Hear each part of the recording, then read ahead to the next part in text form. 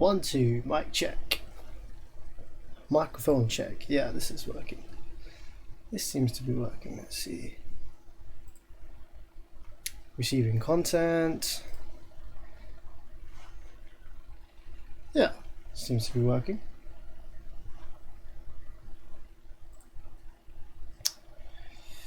Okay, so I have to go all the way.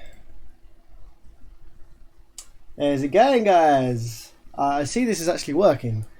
I was a bit confused because this didn't seem to be working. Like, if you guys go to, right, just try this out for me, okay, because this isn't working for me. Go to youtube.com/bearvids. I just get this massive error when I try to go to this website. What the fuck? I've tried it on my computer and my phone, so I think my channel was either broken, but I'm glad to see that the live stream works. Yeah, let me know if you guys are getting the same thing or if it's just something related to a server in my area or not. Very, very strange. But on the contrary, the rest of my channel seems to work, just not my channel main homepage. Hello to Evo and Basehead, Flame, Pepe, Gian. I think is that how you pronounce your name, my friend? Gian Stevens? Or yeah, maybe that's right. Matt says that doesn't work anymore. It's going on all over. Ah, no, it's not just you.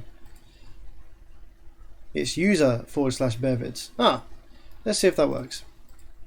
It always used to work with just /bearvids. Let's see. Let's try this then. youtube.com/user/bearvids. Nope, still get the same thing. So it must be an all over issue. Interesting. Glad that it's not just me.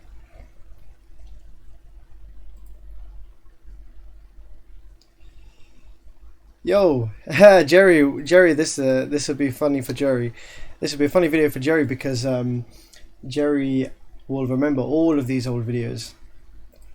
So I know that I've probably got quite a lot of new viewers, especially over, well, my channel. I've actually had my channel for 12 years. I joined YouTube in 2006, and so I have got 778 videos, as you can see up here. So that's a fucking crap load of videos. So what I thought would be very funny, seeing as it's a bank holiday Monday, it's Easter Monday. I don't know about you guys, different places in the world, but over here it's a really relaxed day. No one really does anything today. So I thought it would be a great chance for me to go through, just scroll through some of my really old, very embarrassing videos where I didn't have a clue what I was talking about, and yeah, just see me when I had hair, and I was going to pick out some of the best and some of the worst videos to show to you guys, and we can all have a laugh together, because I think it's very funny. Like, the reason I leave all these older videos up is because I think it's very interesting to see progression, and you know, obviously some of these videos were quite funny, some of them were okay, some of them were not okay. Some of them have false information in them, some of them have good information in them, some have information that's in that means well but isn't actually correct, and things like that. So I thought it would be very funny to go through some of these, and we'll watch some of these together, and I'll choose out some of the best ones.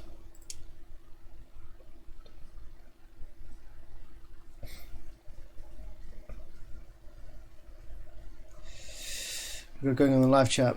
Giant comes from Juan. Italian.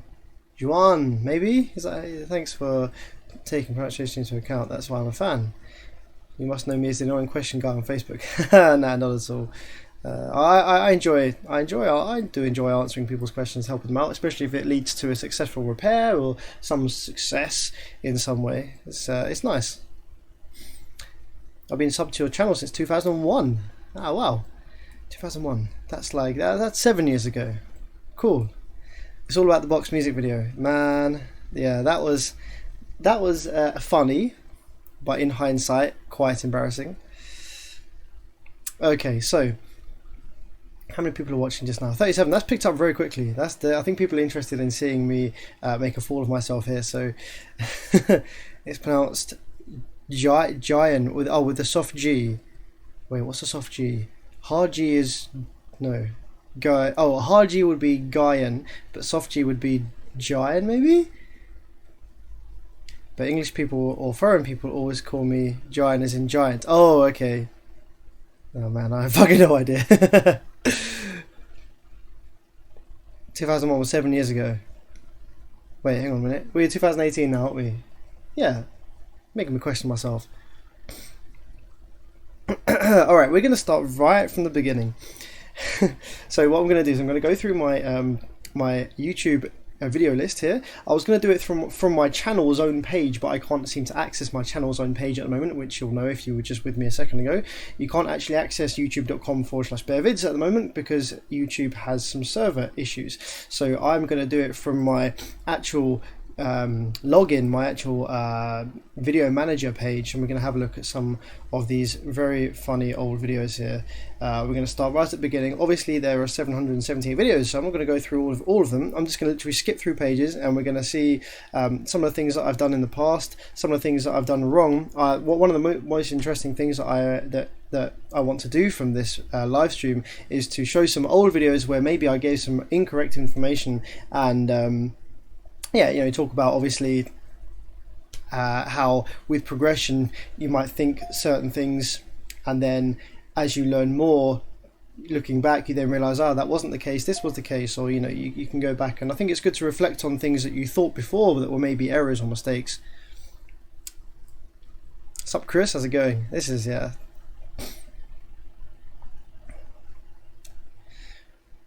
Okay. Let's make a start then. Let's make a start with 38 according to my page, 38 watching. Let's make a start. So we're going to start with the very first subwoofer video that I ever uploaded to YouTube. This was in 2006. So this was 12 years ago. 12 years ago. So one of the first subwoofers that I ever owned in my life, proper actual dedicated subwoofer driver, was the JVC. So if any of you have been subscribers for many years, way back to the very early days in the late 2000s, the JVC woofer was the first subwoofer I ever owned, and I bought it from eBay. It was so I actually bought this. I wanted some subwoofer, and it was cost me £40 again, which in hindsight was a bit expensive for what it was. It was a subwoofer from a JVC home theatre system. The problem that I didn't realise at the time was that the sub actually had the active amplifier for all the channels and everything on the mounted to the back of the sub box, right? So the plate amplifier was on the back of the sub box, and it had all the outputs for all the other speakers, and it had also an input for the control unit. This surround sound system came with a separate control unit that you would put up on the TV shelf, or you know, by your DVD player, etc., that actually had the on-off button, and that took responses from the remote control. And without that unit, this thing wouldn't work. You couldn't turn it on. You couldn't get the amplifier to turn on. You had no inputs. You had no RCAs. I didn't realize this at the time, so I bought the subwoofer, and I was like, yeah, it came in the post. I was like, holy crap, this thing's really heavy. It's massive, because it had the amp on the back. And I was looking at the back of it, I was like, well, how the flipping hell do I hook this up? It's got no RCAs, it's got no on button. I was like, oh no, what the hell is going on? So what I ended up doing is obviously just taking the sub driver out, or taking the amp off the back, and then I had to try and source an amplifier to run the driver.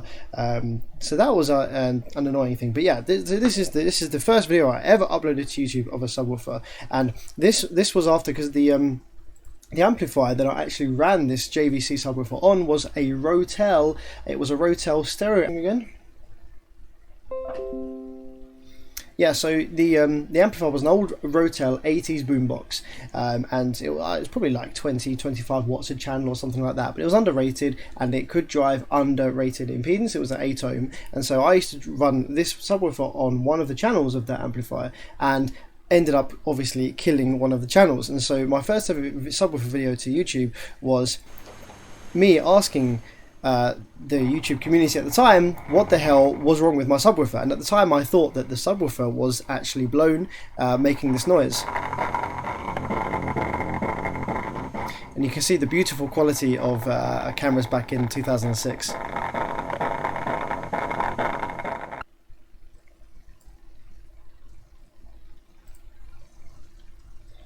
So yeah, that's where it all started. Obviously love my subwoofers, and I blew the amplifier, the rotated amplifier, without knowing that the amplifier was blown. I thought it was the sub. It sounded like something was rattling inside, but that was actually the channel on the amplifier that was dead, and that subwoofer worked on the other channel. Okay, let's see what we got going on in the live chats.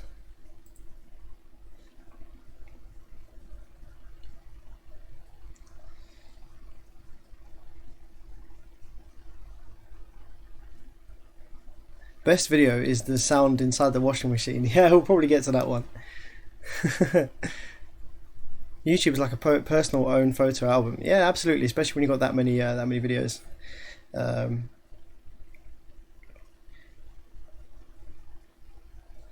Okay, so moving on from that, that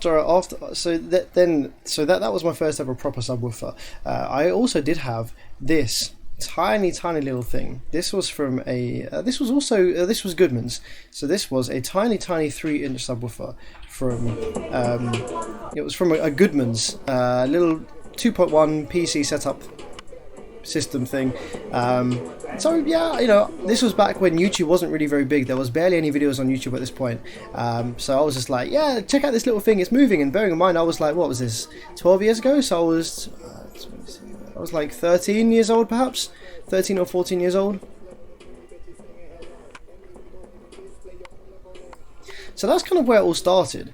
Yeah, that's kind of where it all started with uploading. And then, you know, these videos actually, surprisingly enough, have a fair amount of views. We've got like 48,000 views on there, 24,000 views. And also back when YouTube was very small, these people were watching subwoofer moving videos. And although this was terrible quality and very small subs, yeah, it was, you know, people liked watching stuff move. The next video that I made actually was not about subwoofers moving. It was I put together some different subwoofer tests and put it into a video. This thing got ridiculous amounts of views. I could not believe that this was by far, for probably a good like 8 years, this was my most popular video on YouTube. And it's all the really old subwoofer test like songs, all the sort of, you got Woofer Cooker in there. I can't remember the names of a lot of them. I got them all from like LimeWire.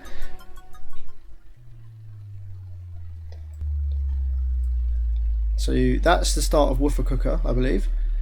And you got Feel the Bass, DJ Magic Mike, and then this one is DJ Odds.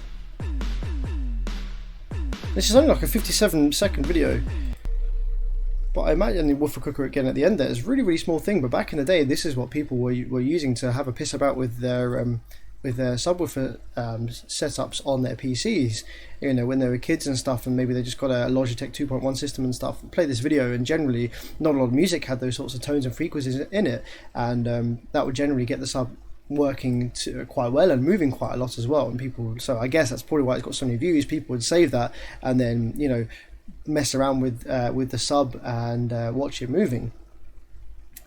Now the JVC obviously wasn't blown, so we got the JVC back up and working again. This is probably the first proper woofer excursion video that I ever made. I actually shot this, where did I shoot this? Yeah, this video is flipping potato camera, and you can see the box is really hard to see, but the box is, I took the front off the box and painted it all with blue and silver flames, because, you know, back then that was a really fucking cool thing to do. Coins on the box, obviously, to show that it can shake the box, not the fact that actually it's just a terribly assembled box and that's just box flex.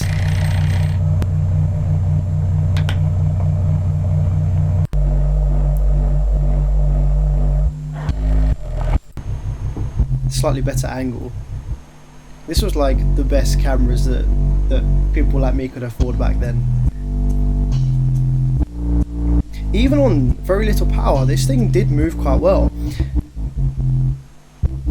Now I actually made a mistake with this, because I took the front I took the front grille off of this subwoofer box, and the front grille actually was very thick and it had a flare for the ports. So by removing the front grille, I was actually shortening the port length and removing the grille, and therefore increasing the tuning, and I actually lost some output from that. And I never realised that until many years later when I was pissing about putting the grille on and off, and I worked out that it dropped lower with the grille on. I was like, what the fuck? And I realised that it actually you know, increased the port length and dropped lower.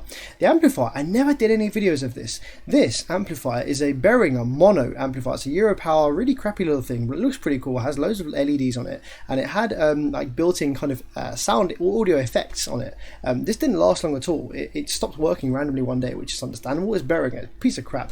But yeah, it had some pretty cool sound effects built in. So yeah, that was definitely the first woofer excursion video that I ever made, and that's probably where it all started. I mean, that video didn't get a ton load of views, but people wanted to see more woofers moving and stuff, and I was watching a lot of woofer excursion videos as well on YouTube, and I kind of wanted to join in with all that.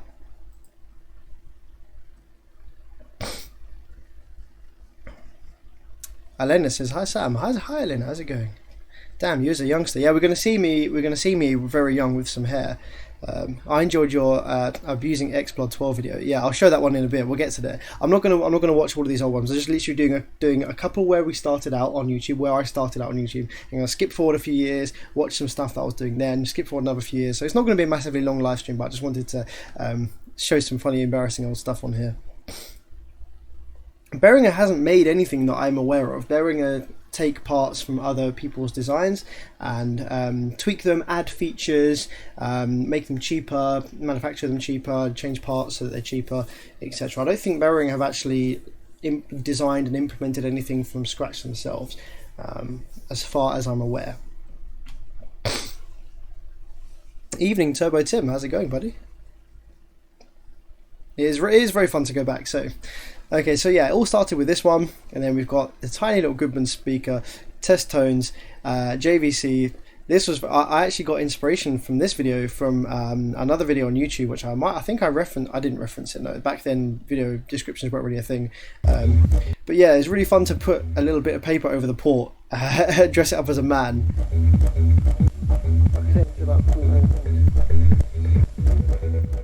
And then later on in the video, we play some test tones and destroy him, and I was very impressed with the amount of air coming out this port. Now obviously that's purely just the fact that the port is probably too small for this thing, and I didn't have the flare over it, and it was able to destroy his arms. I thought that was hilarious back when I was 13 or 14 years old.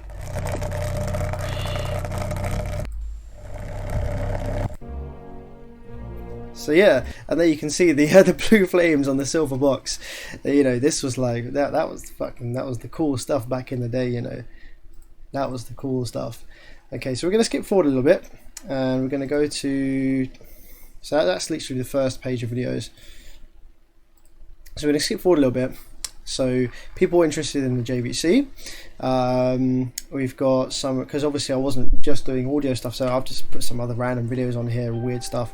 Gran Turismo 3. So yeah, this, and I did a sweep test on the Logitech, and then this is my first Bass I Love You video. Bass I Love You videos were the shit back in the day. Everyone had Bass I Love You videos of some sort, and you can already hear at this point. I'd obviously been using this JVC so much that it had developed an issue with the spider. The spider had actually torn, and that's what was generating the clicking sound of my JVC. And my JVC had this clicking sound, and it got progressively worse for years and years and years. And it just kind of became a feature, and I kind of got used to the clicking sound being there. It just kind of became a feature of the bass. It's really strange. It did it for so long, and it just lasted for so long with this clicking sound. Had I known what caused it, I could have added a tiny bit of CA glue to the spider where it was torn, and it wouldn't have clicked anymore. And at the time, I had no idea what would cause this. I was thinking, oh, I'm going to have to take the dust cap apart. I had no idea about dismantling woofers at that point. So I just had to learn to put up with it.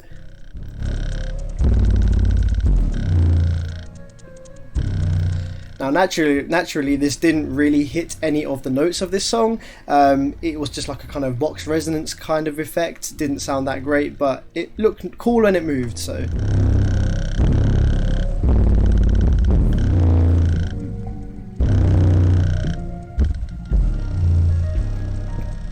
Oh yeah, lots of port velocity because it's a very small port. You see it shaking the bed sheets there.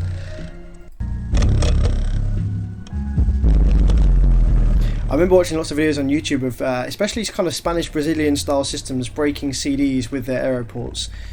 Obviously could never do that, but it was still nice to put a CD on the port.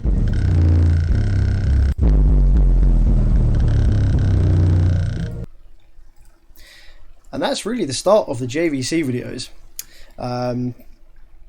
After the JVC, I'd obviously been playing with the JVC subwoofer for quite a while, and that was the first subwoofer that I ever owned, proper subwoofer. I then got a pair of JBL disco speakers, PA disco speakers. Now the pure cone area of these things, the ports weren't very good. They were just like holes cut out of the cabinets, and it probably tuned it to around about, I think the effective tuning was around 50 hertz, but it had a strange effect where it actually loaded the woofers at, I think it was like 32 hertz a little bit as well. So although it wasn't very loud down there, it did actually hit some lower notes.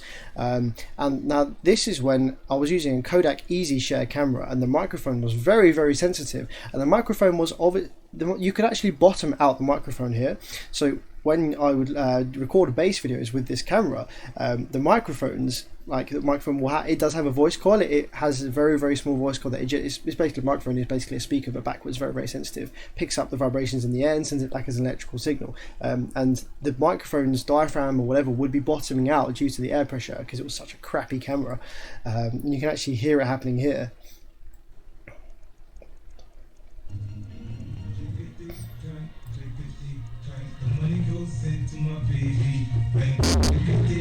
That horrific clicking sound is the microphone bottoming out. Now on this power mixer there was a button called YS processing, which is this little yellow LED here. YS processing was designed to improve the bass sound if you didn't have a subwoofer hooked up to the amplifier or didn't have a subwoofer in the setup. It actually cut out low frequencies under like sort of 35 hertz or 40 hertz and emphasized the higher bass frequencies, and anything lower than sort of 35 or 40 hertz, it added a kind of harmonic resonance at a higher frequency to give you the impression of a low frequency bass note. And obviously with the JBL PA speakers that worked quite well because it sounded very loud. Although it wasn't the frequency that I wanted to play, it still sounded very loud. And this is my workshop back before it became a workshop. This was just like a kind of room that I had a couple of speakers in. We called it the music room. I had a drum kit in there as well and some guitar amplifiers.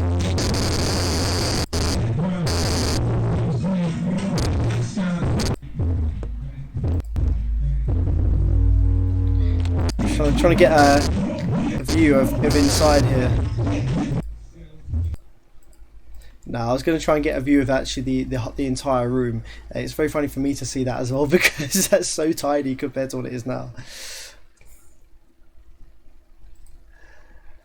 We've got going on in the live chat.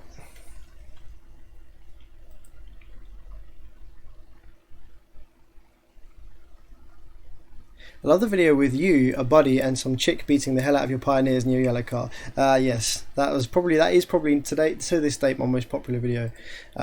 Let's skip on a couple of years then. Let's skip on a couple of years to some newer stuff. I have a DDDM 2500. My preamp EQ caused a loud bang through my speakers. Now my 2500's dead. Low output. So you probably have damaged your input op amps. There's a I think there's a TL027C in those amplifiers, and it's possible that you have either damaged that chip or you have damaged a resistor so that it is now a much higher value than it should be, which is why it's got very, very low outputs. And that's to Coogan.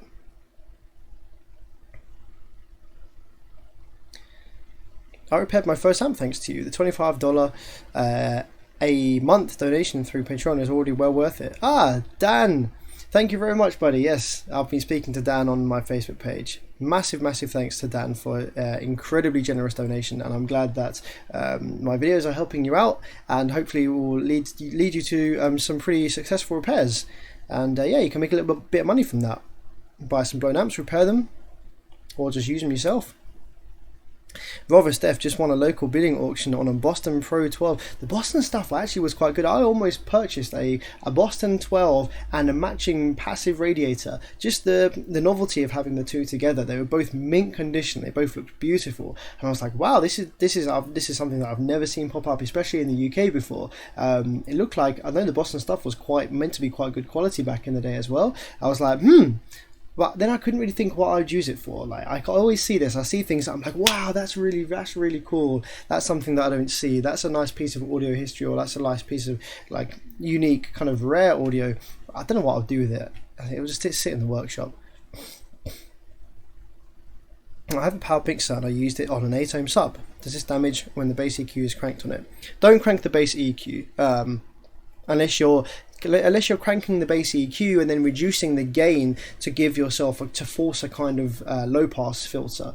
But don't crank the bass EQ to try and get louder bass. That's not how it works. Transmission line using bottles filled with water, says Carlos. Yeah, that's the bottles filled with water was to demonstrate a ported box, and that's actually incorrect information. And that's one of the videos that I want to go over about. That's one of the interesting videos I want to go over on this stream, because there have been a few videos that I've done over the years that at the time I thought the information was correct and actually is not 100% accurate. And I've just lost my place on my videos, so we're gonna have to scroll. Okay, let's go back in time this time, rather than starting right at the end. Let's go back. So I'm going to jump to page 7. And we're going to have a look. This isn't quite as old, this stuff. So this is nothing particularly interesting. Digital designs in a huge 28Hz box. That's pretty cool. False floor subwoofer box. Nothing interesting. 131 dB at 21 Hz in the shower. That's very cool with my Pioneer TSW121 SPL in the bedroom. Here we go. Abusing a cheap Explod. Lots of people love this video. And this has got quite a fair number of views as well. Yeah, this has got quite a lot of views. So the idea of this video was to mainly show the sort of abuse that these cheap woofers can take. The Sony Explod sub actually has a pretty nice flat wound 2.5 inch coil inside. The winding quality of the Explod sub coil is actually pretty good, and it can take a burst power that's pretty high. You know, it can take a pretty high burst power. As long as you load the cone properly in a good box, then you should be able to get some pretty loud sounds come out of these Explods with some good power. Not ongoing, but... Okay, so I thought I'd have a bit of fun with the last remaining Explod sub that I've got here. Cheap as hell, Sony Explod 12. Off eBay you can get these for about £10 each. Very cheap. They're about 350 watts RMS or 300 watts RMS. Hooked it up to 2040 watts RMS and probably more, underrated from the old Crown Macrotech 2401. Absolutely big amp. That is running bridge on the single coil Sony over there. Now I've got the old power mixer over so yeah, this Crown Macrotech, this Crown Macrotech, this amplifier actually benches over 2000 watts RMS into a 4 ohm load bridge mode, and so this subwoofer was legitimately running on a 2k amp. Obviously after impedance rise it wouldn't have been getting that, but it's still a crazy amount of power considering what this woofer is rated for. So let's skip it on a bit. Let's skip it on a bit and see some abuse that we gave this thing.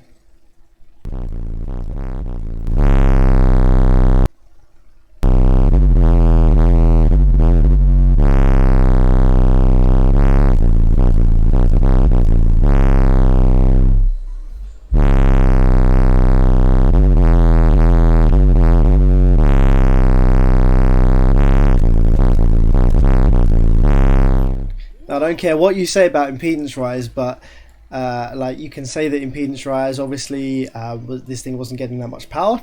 That's 109 volts there, 109 volts AC this thing just saw periodically during certain frequencies, and this sub wasn't even starting to warm up. It's a very good coil on these Explods.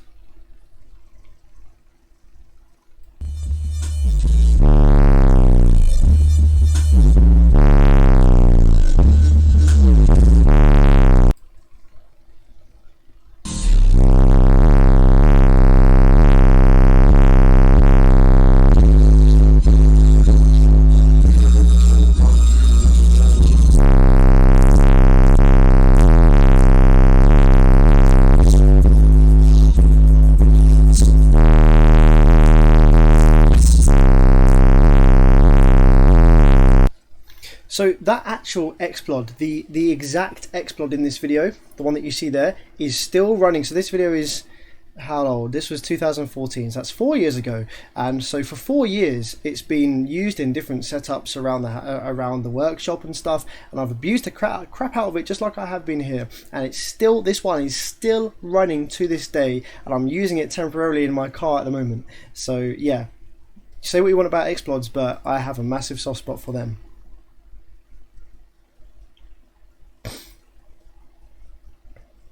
Yeah, the Xplods have a flat wound 2.5 inch coil, and it's pretty long as well, considering that the cheapness of the woofer.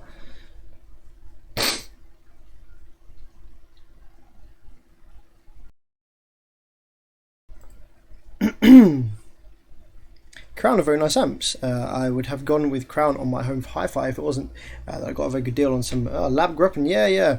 The Crowns are very good. The old Macrotechs, I couldn't personally use them in home theatre because their fans are too loud. You can obviously fit them with quieter fans, but yeah, the Crown, I think Crown did I can't remember what they called it. I don't know if it was a H series line of amplifiers, and they didn't have fans, and everyone loved them in home theatre because they were very powerful and they didn't have fans. I have never used Scar Audio. People ask me all the time about Scar Audio. You don't get Scar Audio in the UK that I've really seen, like a couple of bits maybe that's been imported, but I've never worked on any, and I've never installed any, I've never listened to any, so I can't really give you an opinion on Scar Audio, unfortunately. Right, let's go back a little further. So we've skipped down to more modern times now. So I'm going to go back a little further. Yeah, so this was me using the Xplod again temporarily in my car, and it's still very impressive at that point as well. We had the DDZ95s that never got used because the baskets got damaged in shipping. So these were going to be the subwoofers that I ended up using in my car, but I never ended up being able to use them because they were broken in shipping, which is a massive shame. I'm still using this Pioneer TSW121 SPL in my home theatre to this day. I kind of regret selling my XXX 15s, the V3s. They're beautiful subwoofers. I did get a good price for them, and I wouldn't be using them nowadays. So this is really cool. This little sub is the 10-inch miniature version of the 3004 SPL. So everyone knows my very popular video with the Pioneers in the car. Why is this so bad quality? Why is it defaulted to 360p? Why are you doing that?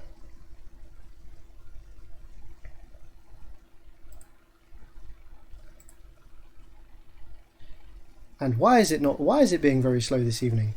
I wonder if the YouTube server error has got anything to do with the videos loading very slowly. My internet is actually working pretty quick this evening, so I'm not sure why it's taking so long to load this. There we go. It's internally braced. So yeah, this is the baby 10-inch version of the 3004 SPL. It's exactly the same in every way, just smaller, and it's really cool. And I don't see enough of these around. These are really cool little subs, and this thing was actually dropping really well. The box was too big. In hindsight, I made this box far too large, and it moved to mechanical limits before I could really get any power to it.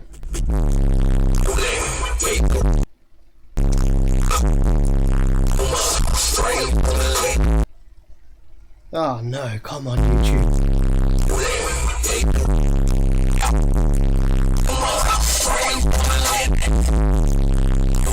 But bearing in mind this is a very cheap Pioneer 10-inch in a box that's way too large for it, and I think I was only using some pretty small power as well. I was very impressed with this, and I don't see enough of those around. I never really see them for sale second hand either, so I was very impressed with that. Unfortunately, the guy who bought this, who I did this for, I bought the sub, I made the box for him, I sprayed it and everything like that. He didn't actually come through and pay, so I lost out some money on that, sadly. It wasn't a huge amount of money, but yeah, it was pretty annoying to say the least. The DC Audio Level 4s that I bought, so in hindsight, so here we go. These are the subs that I was waiting on for a long time. I was back in these years, I was telling everyone that I was getting some new subs, and it was going to be very exciting. And I think I kind of was sold these on the impression that they were better than they actually were. These aren't really like very high-end DC level subs. They're like 1000 watts RMS. Yeah, they're nothing mad special, and I think I was kind of upsold them a little bit. When I got them, they were fresh recones, and so they were very stiff. And this was before I really fully understood about breaking subs in. I swapped these out for my. I had I think it was Audio System Zion 15s in here before. I swapped them out for the DCs, and the Zions absolutely walked all over these. And so I was like, well, what's the point? Why have I swapped these out? What's the point of doing this? And I think the issue was that I didn't give these a chance to run in. But at the time, I was thinking, this sounds whack compared to what I had before, so why have I even bought these? I did a nice video either way.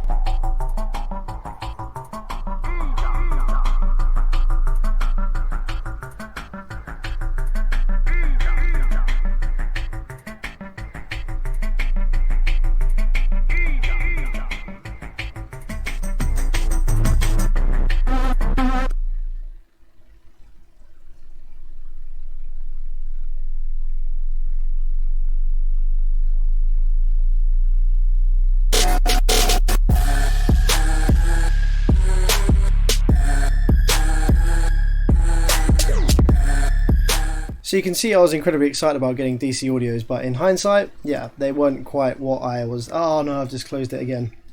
Damn.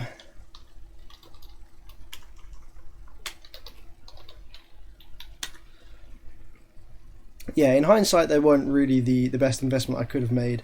But, oh well, you live and learn. If I'd have got XLs, then yeah. If I'd have got DC Level 4 XLs, then they would have been a significant upgrade over my my Audio System Zion 15s. But back at the time, because I got my Zion 15s very cheap, I didn't think that they were that good. I mean, they sounded amazing.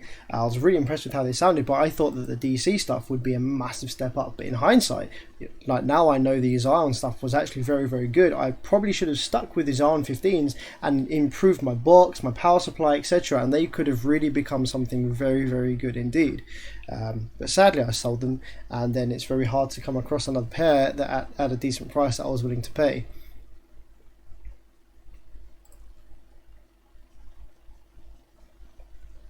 Doesn't the X-Blood say explode on it? Oh, with the O with the dots. I'm not too sure actually. I need to have a look at the logo and see how it's actually spelled. Does it have the accent, the two dots above the O? I'm not too sure.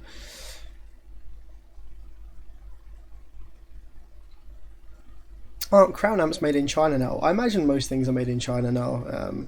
I mean, there are factories in China that produce things at a high enough quality for it to be acceptable. You know, it depends where you go in China, I guess, what factories you go to. Crown is part of JBL Harman.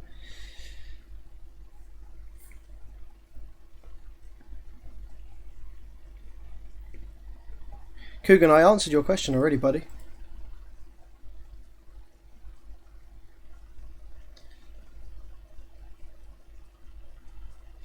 Sam, do you have those DD15 coaxials? Yes, I have the 15-inch PA coaxials. I run them in my workshop as workshop speakers for listening to music. Will you be showing your quiet mod nats this year? Yes, that's the plan. Yo, can we get a OG room setup video? I remember you made a little video about having plans for the room. Yeah, I'll do a room. There's nothing really going on in here at the moment. I just have my Rotels, still using my Rotels. Either side of I've got a projector in here. So what I'm currently watching this now on, I've obviously got the bed here, and I have projector, BenQ W1110S. Whatever it is, big projector above my head that's displaying on a fucking great big huge screen in front of my bed. Rotels up either side. Pioneer 121 SPL as the sub, and then I've got the Dayton 4-inch woofers and some crappy tweeters as surround speakers, and I'm using the Monster Dre Beatbox as a center speaker, as an active center speaker, which it does actually work beautifully. It sounds amazing as a center speaker because it's full range, and it actually has good, not really nice clarity to it and good bass. It's, you know, the system in here is very just thrown together, and I've been planning a proper nice, very high-end home theater system for a while now in here, but it's nothing anywhere near ready. It's not massively high on my list of priorities. My list of priorities is my car and amplifier repair. Where's the JVC Frankenwoofer? Yeah, well, we'll get to that. We'll get to that. Okay, let's have a look what we got next. So this is a frustrating one. Okay, now this is a frustrating one because this amplifier I bought off eBay was actually blown. It actually didn't work at all. And obviously this was how many years ago? This is 2011, so this is 7 years ago. Now these days I could repair this. I could get this thing up and running, and it's not a bad amplifier at all.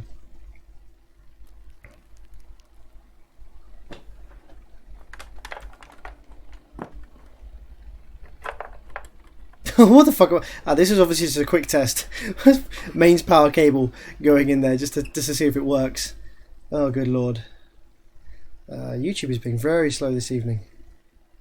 It's only on 480p as well. Jesus. I was not doing this earlier. 4, 8, 12, 16. 160 amps. Fuck. 160 amps. That's nothing these days, bro. Wait, what did I just do then? Did I turn the gain to full? Yeah. I turned the gain to full. I think I was trolling in this. No, I didn't. I turned it to a third. Okay. This is the yeah, that's the Alpine Type S that I fixed. It had a shifted top plate. I obviously didn't have any Allen keys at this point either. Stupid fucking Allen keys. So fucking small.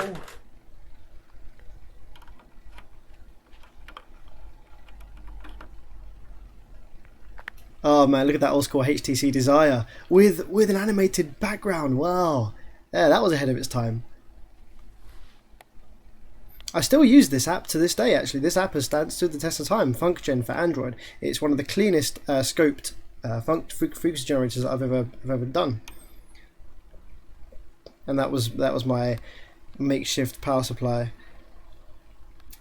So yeah, after all that, the amplifier comes on, but it didn't actually output any audio at all.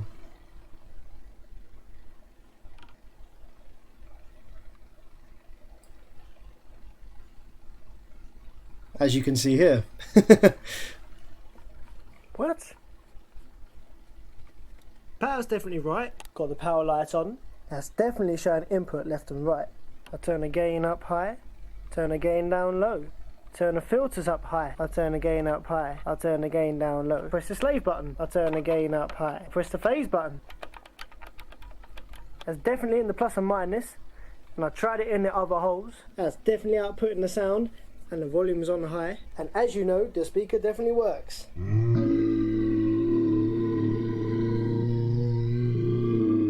Fuck. Fine. Just to prove that it is the amplifier that's blown, I'm going to hook up my Fusion in exactly the same circumstances. The only difference is I've got to use my portable PSU because this creates 18.5 volts, which both these amplifiers accept. The Fusion, however, doesn't. This brings it down to about 14.5. Apart from that, exactly the same circumstances.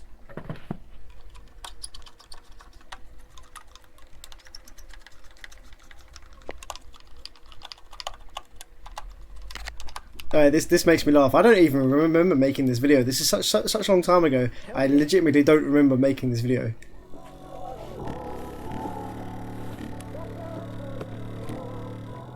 So yeah, this is a frustrating video because obviously in today's day and age, I could have just popped the back off of that diamond and it would have been a pretty simple fix. It came on and wasn't in protection mode. So that amplifier probably just had some snapped leads on the RCA inputs perhaps, or it had some very small issue with the drive circuit where something wasn't making a connection and it wasn't, the Class D switch wave wasn't building properly. Something really simple like that I could have fixed and had a very nice diamond amplifier for the car. I always wonder how things would have been different if things had worked out differently. If that amplifier had worked, what would I have done in my car, or would I have done anything differently with the videos and systems and stuff? You know, where would I be now? A whole chain of events can change from one thing being different. If the amplifier had worked, would I still have the same kit I do now? Would anything have been different in the future? Very interesting. What kind of networking gear are you using? Stream is glitchy. It's actually roasting hot in here, so I'm just going to open my window for a sec. My projector kicks out a crap ton of heat.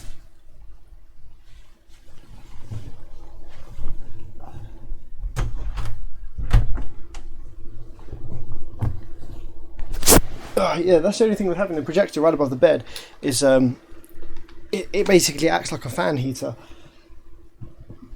Is the stream? The stream's lagging. The stream is extremely laggy. Oh crap.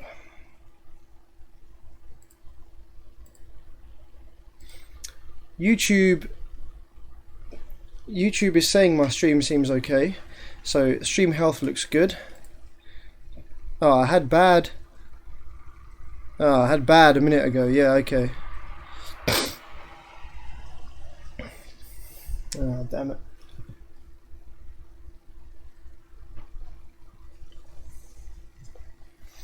All right, well let's see what happens now, if that improves it at all.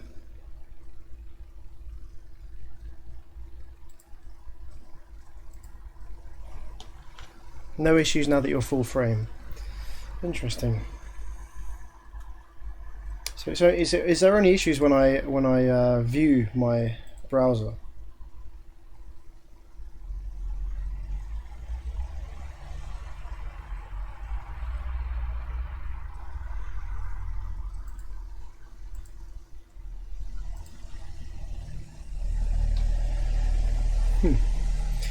What sub would you recommend for a home theater setup? Oh, that is too broad a question. So many choices. Really depends on your situation, your scenario, your room size, your budget, what amplifiers you've got, what kind of sound you're after. There's too many variables, and there's also too many options that I could recommend you based on your budget, and also what's available in your area.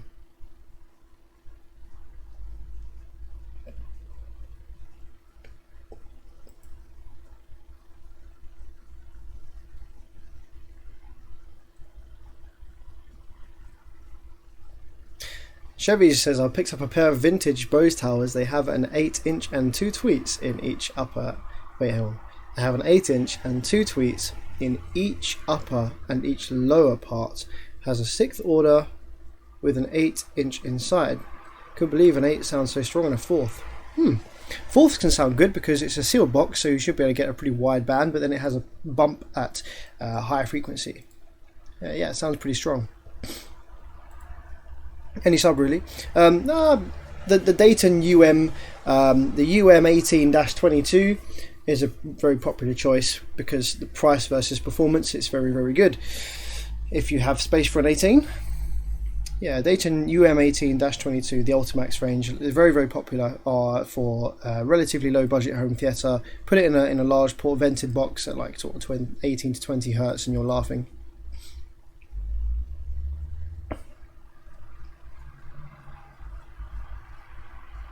Are you a fan of PSI speakers? No idea, because we don't have PSI in the UK either. Yep, nothing PSI related in the UK. Right, now back to the videos. This is a very, very embarrassing video for me now. I hate this video.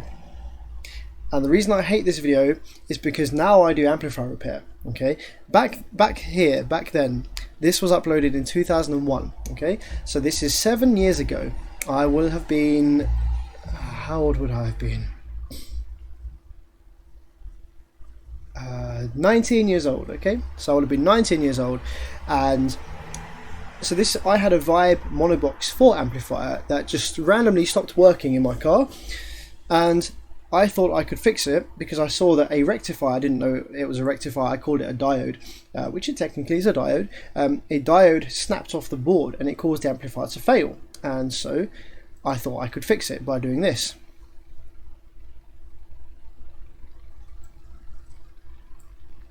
Hey guys, how you lot doing?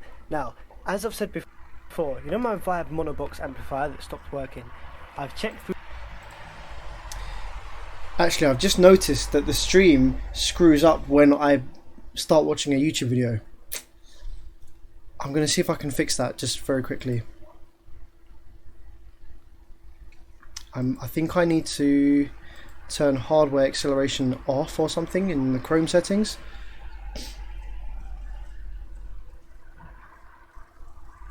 Maybe I should use hardware acceleration and then relaunch Chrome.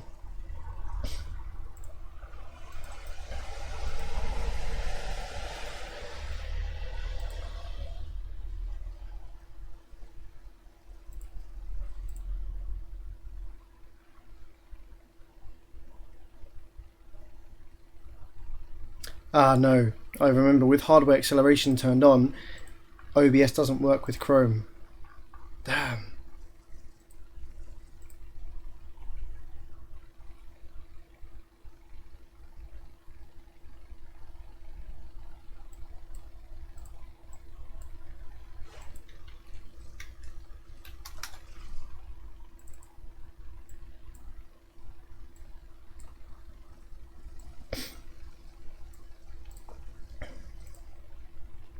Hey guys, how you lot doing? Now, as I've said before, you know my Vibe monobox amplifier that stopped working? I've checked through the board thoroughly.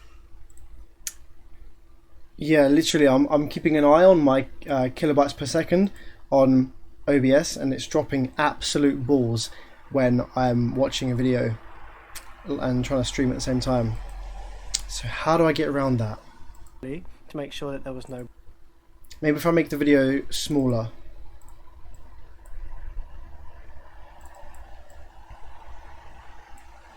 Or if I reduce my window size a bit so the video is smaller, maybe that'll work.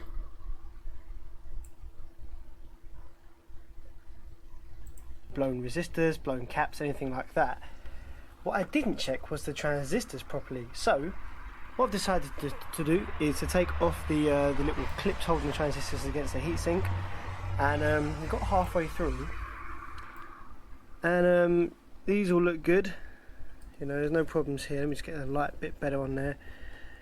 Yeah, no problems at all. These all look fine. Yeah, 1, 2, 3, 4. Ah, hang on a minute.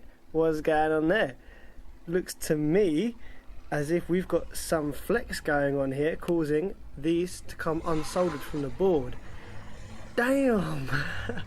I'm hoping that this is what's causing the problem on my amplifier, because if that's the case, all it will be is a quick resolder, and this amp will be back up and running in no time.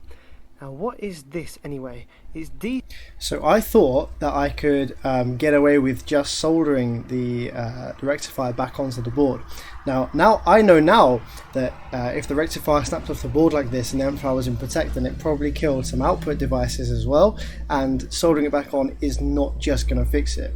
You might have got lucky and it might just be that fixes it, or the power supply might have actually died. If you lose one rectifier like that, then the power supply won't be balanced properly, and yeah, it's probably going to kill the power supply. So let's see what I try to do here. E32 on the board. Let's get a macro going here. Let's have a look. U1520, can't read that top one. 527.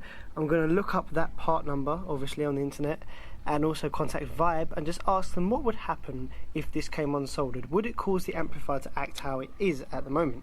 Now, this is going to be tricky. What I'm going to have to do here is slot that back in perfectly. Let's put that back there. Oh, fuck's sake. Right, that's better. Now, so yeah, this is how not to do amplifier repair. So my channel was mostly about amplifier repair. This is how not to do amplifier repair. Wow, 7 years ago I had not got a clue. I didn't even try to take the amplifier out of the case, which is pretty stupid. Get my soldering iron out. What we're going to have to do is we're going to have to place... Oh my god, look at that soldering iron. That is like your standard cheapo crapo from the flipping hardware store 30-watt soldering iron. This had no chance. This had no chance in the world of sorting this out. On the end of this soldering iron, I've had to extend the little spiky bit, so it'll take longer to heat up, and I'm going to have to really, really be careful that I don't puncture, burn a hole in this cap, that I don't damage these other transistors with the heat, that I don't damage the board. It's gonna be one of those things where I'm just fucking like, oosh, trying to get it right first time. Hey, look at those flipping 2011 video effects. What's that all about? Let's bring the camera back and zoom in because I can't get the soldering iron in there. I'm just gonna see if I can actually touch the terminals with this. So let's go in there. So that's clearly not going to work. So this was what had happened to the Vibe MB4, and this was my attempt at fixing it. Guys, because I couldn't work out how the flipping hell to solder because I had the world's worst soldering iron, I decided to try and use wire glue, which is like a kind of carbon-based glue that conducts electricity, but it has a ridiculously high resistance compared to solder, obviously. So this was never going to work in the first place anyway. With a This soldering is job terrible. on my Vibe Monobox 4 amplifier. Ah man, this is pissing me off. You see this camera stand here? This is a sort of new camera stand. I say it's new, it's old. Got it from my girlfriend's dad's house. It was in an attic. I can't see. Fuck's sake. Actually, what might be easier is to drop a couple of blobs of solder on these raised pins here. Let it cool. Drop the Drop a couple of blobs of solder on these raised pins. Let it cool. No! Take it out of the case. Desolder it properly by a proper soldering iron. Desolder the legs properly of the pins. Rebuild the legs on the rectifiers and then resolder the rectifier in, or resolder it in at a lower height. The clip can still make a contact on it. Don't put some blob of solder on the legs with a 30-watt soldering iron and hope for the best. But we all live and learn. diode on it, heat it up, let it sink, push it on. That's what I'm going to do. Are they coming a little bit too bally? Like, I had the right idea, but this was never going to work. There you go. So I've got 2 balls on the pins. I'm going to put the Actually, I actually managed to get balls of solder on the pins. I didn't think I'd got that far. diode back, heat up those balls again, and let the pins sink into place. Hopefully that'll work. That's no. You can see, I just the solder hadn't actually made a connection on the pins at all due to the thermal mass of the board. All I did was pick the ball up again with the iron. Good at all, is it? That's not working. Right, in light of a new discovery, I've decided to take the actual board out of the heatsink. Finally, I actually had a clue. It's a lot easier than I thought. You just loosen it and slide it along. Doofus. Anyway, I discovered that that one was not the only one. This one also has a pin that is loose. That has become disconnected. So I've gone around and checked every single one of them, and these are the only 2. So, and also I was finding it effing difficult to solder it from this side of the board, as this side of the board isn't designed to accept solder. So the solder was literally just falling off and rolling around and doing my head in, basically. So I'm going to take it round to the correct side of the board for soldering. And the reason it was doing that, Bevis, is because you didn't actually let the heat from the tip of the iron soak into the board properly. So you weren't heating the pads. You were just heating the iron. What am I doing here? Guys, I need a desolderer. I thought I had one, but I can't find it. So had to buy myself a new one off eBay. It basically is like a little. You push that thing down to load it, lead and heat, and you can have it. So this is the start of my big mistakes here. Wire glue. I really should have looked into the specs of this and the resistance of the stuff. This is never going to be able to replace solder. You can probably have high voltage, but they say that for everything. So here we go. As you can see, it's like a little tub thing, and you just use a toothpick to whack it on, and it dries rock solid, and it conducts. Use a toothpick to whack it on. Yeah, I'm going to try that one in my next amplifier repair video. Alright guys, we're just going to use a toothpick to whack it on and see what happens. Definitely some fire. On website, $3.99. So I was like, fuck that. Went on eBay UK, and it's on there. So I'm going to get myself some of this. It's a little bit pricey, £6. The pot doesn't look massive. Wait, how big is that? Yeah, the pot isn't massive, but you only use a tiny little bit every time, and I'll save this for, like, you know. So let's see how this actually works out. Just going to try this out, see if it works. Got my transistor here. Just about to wire. Did I just call that rectifier a transistor? I did, didn't I? Try to do what you guys are saying. That's the text. To take the pins out that it snapped off and just resolder it to the board, because apparently that makes the best connection and it's, you know, safest bet. And the problem with that is, even with the desoldering pump, I can't seem to get the pins out because they're so small, and they're almost soldered on both sides. They're just like stuck in there, never going to come out again. So this is really. They're just stuck in there, never going to come out again. Literally, this would take me 2 seconds with my AOUA soldering station now. Mix it up because it's like water, it kind of separates. So look in here, whoa, as you can see, nice and bubbly in there. Yeah. I don't know what's going on with my voice. It's I don't know if my accent's different or what. Something, my voice sounds so strange. It takes a few hours. It's really difficult because you've got to hold that transistor up there Again, fucking rectifier, mate, not a transistor. And do the glue in, and make sure the glue doesn't seep so that it makes a short circuit, and it's a little bit difficult. The glue is more runny than I expected, so I'll come back to you guys in a few hours when that's all dried to test this and biatch out. Right guys, moment of truth. Used the amazing miracle wire glue stuff on the MB4. Just hooked it up back to the power supply. Let's have a look in here. I used quite a good amount, and it is. I was checking the transistor, and it's gone back on quite well. Where is it here? No, it's this one. So what I'm going to do is just going to power it up, use one of the X-Plods and see how it goes. I haven't got hugely high hopes, but no shit. we'll see, it might start working again. Or it might just go bang, who knows. Let's see what happens. Yeah, plugged it in, whacked it on, light didn't come on, the power light, and all it went was poof, and yeah, I got the smoke coming out of this one, the one that I had fixed back on. So I'm a little bit confused. I'm going to give up with trying to fix.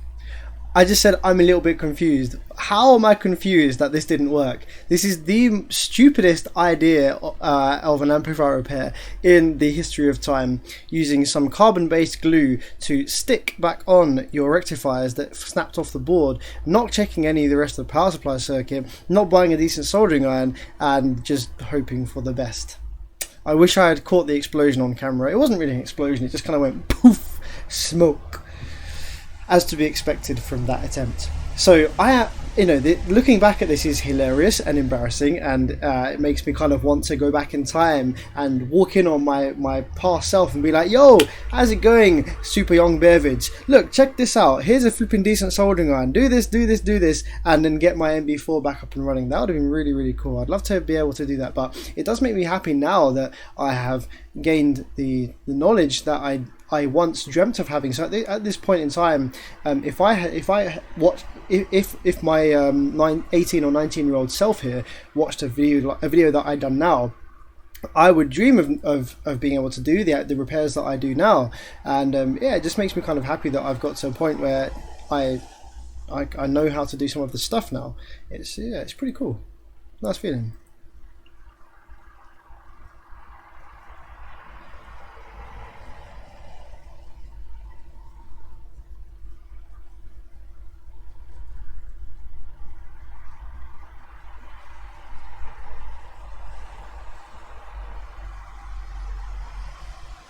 Live chat's funny. Speaker Freak gonna head off now. No worries, buddy.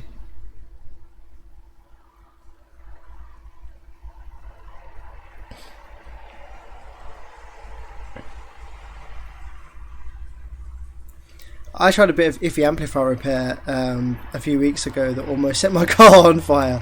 Yeah, that can definitely happen.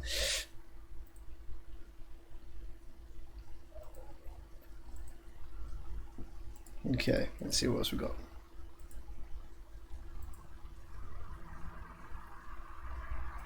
So that was surprisingly, or not surprisingly, unsuccessful repair on my Vibe Mono Box 4. Let's see what else we have in here. Here we go. This is a favourite. For those of you who haven't seen this, you're in for a treat. So, Bearvids, I heard you be rolling with bass again. Oh yeah, for sure. Actually, I'm gonna let this buffer because I think the quality degrades as it's trying to buffer. So I'm gonna just let this buffer for a minute, just for a minute. I'm only putting it on 720.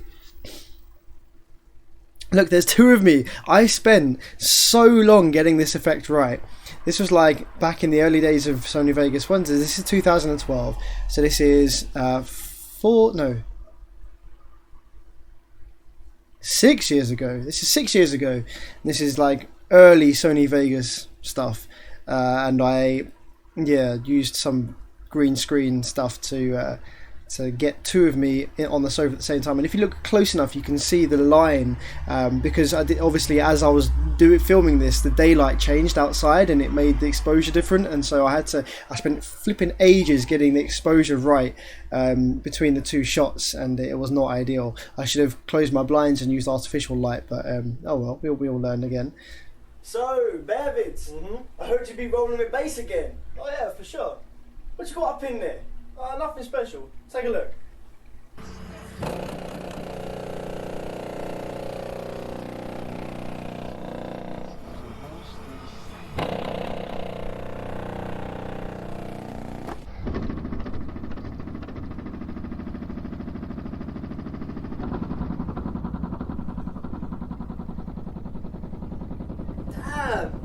Damn, you get your 3000 watt amp fixed or something?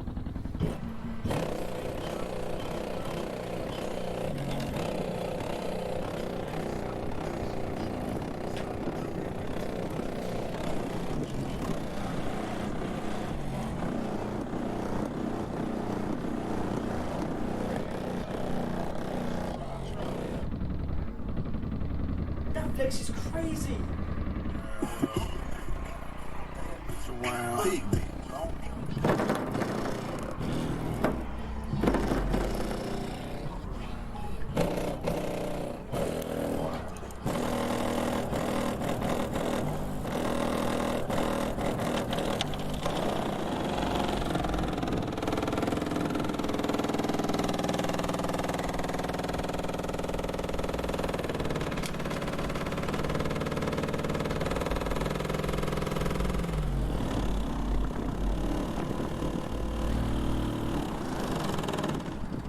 Like I said, nothing special. Nothing special? That's crazy, man. Come on, what you got up in there? Alright, guess. How many watts? Okay, well, it looks like you got the amp fixed, so 3000 watts. Nah, that thing's in repair as we speak. Okay. Well, 2000 watts. Maybe you bought yourself a new amplifier, like an Orion or a Kicker or some crazy shit like that. No, man, since I lost my job, I can't afford that kind of stuff. Maybe you got that old monobox 4 repaired. So that'd be 1500 watts RMS. That's pretty good flex for 1500, you know. Nah. I'll tell you something. This is all just using stuff that I already had. I haven't bought anything new. Nah. Wait. Don't tell me that's that Fusion. The Fusion. What's that like? 350 RMS. Man, you don't get that sort of flex from 350 RMS. You must have some crazy something like that in there. Efficient as hell, man. What the hell? You spend some more money on that shit or something? Nah, man, ain't spend no more money. There's no way that you got that flex without spending any, because none of your subs before would be able to produce that sort of flex and that sort of bass. Come on, what have you got up in there? Alright, check this shit out, mate.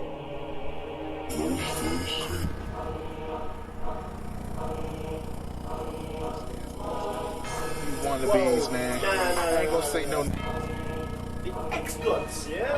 How the hell did you get things like that from the exploits? I told you enough time. You just gotta build yourself a damn good box. You don't need a lot of watts to get loud. You ain't gotta pay out to get low. If you love your bass, when you got time and space, start the box. You don't need a lot of watts to get loud. You ain't gotta pay out to get low. If you love your bass, when you got time and space, start the box.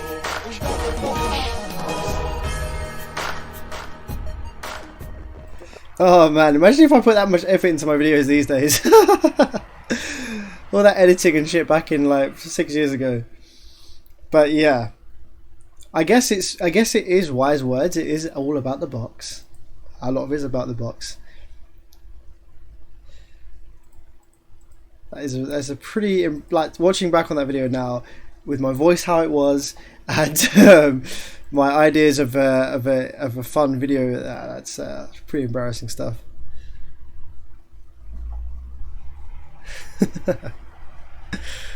Hey Jesse, Jesse joined in on the most embarrassing part.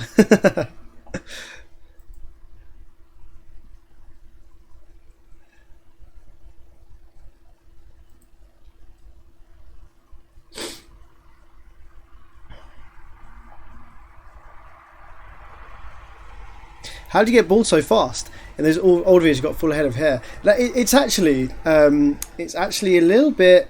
Oh, wait, well, let's scroll back to this. So, yeah, my hair looks really thick, and I was very, very good at making it look really thick. Okay, but if you look at the front of my hair here, Okay, so this is actually looking pretty wispy. Yeah, this is pretty thin, wispy stuff. Like the back of my hair is really thick, but the front it's kind of really wispy. And actually, my hair was receding quite far back, but it was all covered by hair that I pulled over from the side. So and the top of my head as well, the hair on top of my head was much thinner. It was really quite thin up the top, and so I kept it going like this. Now I got really good at making it look like a really thin. You can see there's like a gap. It's like a lighter patch there, where there's like a gap in my hair. So my hair actually hair recedes. My hairline recedes quite far back, but it's covered quite well. And I was able to keep this going for quite a while.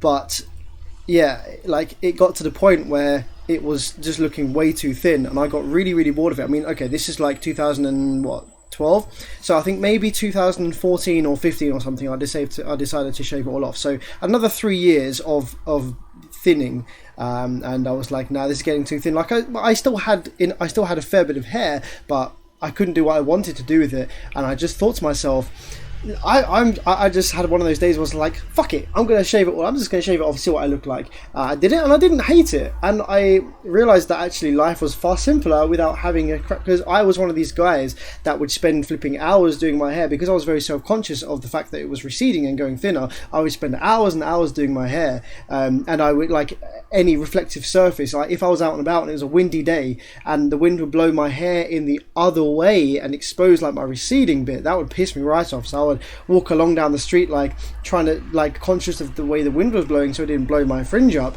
and like checking my hair in like reflections and stuff to make sure that it didn't have gaps in the front. So I was really self-conscious about that, and yeah, it was kind of annoying. So I realized that after deciding just to shave it off, I didn't hate it. It took a long while getting used to it, and it made life a lot easier. I had less to worry about. So yeah, I didn't have loads of hair and then go bald. I had loads of hair and then it sort of got thin, and then I decided that I just wanted it to see what it was like bald. So it didn't all fall out suddenly. I just like I could still grow my hair back, and it would still like look relatively normal-ish, albeit quite thin on the top. I wouldn't be able to do that hairstyle again, but I still have fucking loads of hair, especially around the sides and the back. It's just on the top. It's just on the top that is just pretty thin. I'd hate that look. It's like, I could definitely, if I just let it grow naturally, and after like maybe another 5 or 10 years, I would have the genuine, like the priest look, where it's like thick around the sides and the back, and then not much on the top, and I'd look like a massive weirdo. So yeah.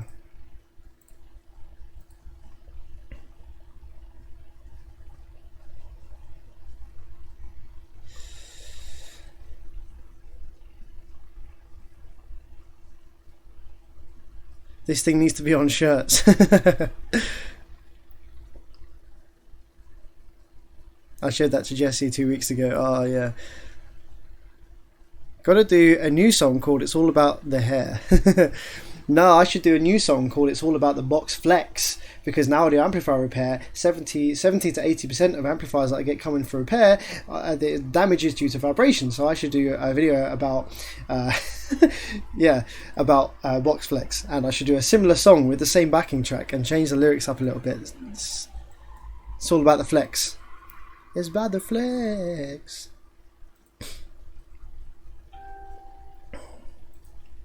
Alright, what else we got? What other funny shit we got? So okay, let's go for funny stuff. So yeah, that's pretty funny. We've got my old transmission line bedroom system, my TSW121 SPLs in my car. That was pretty cool. That was when I got the loudest.com amplifier. Let's go back a little further. That was me trying to fix the MB4, which didn't work. Let's see what we've got down the next page.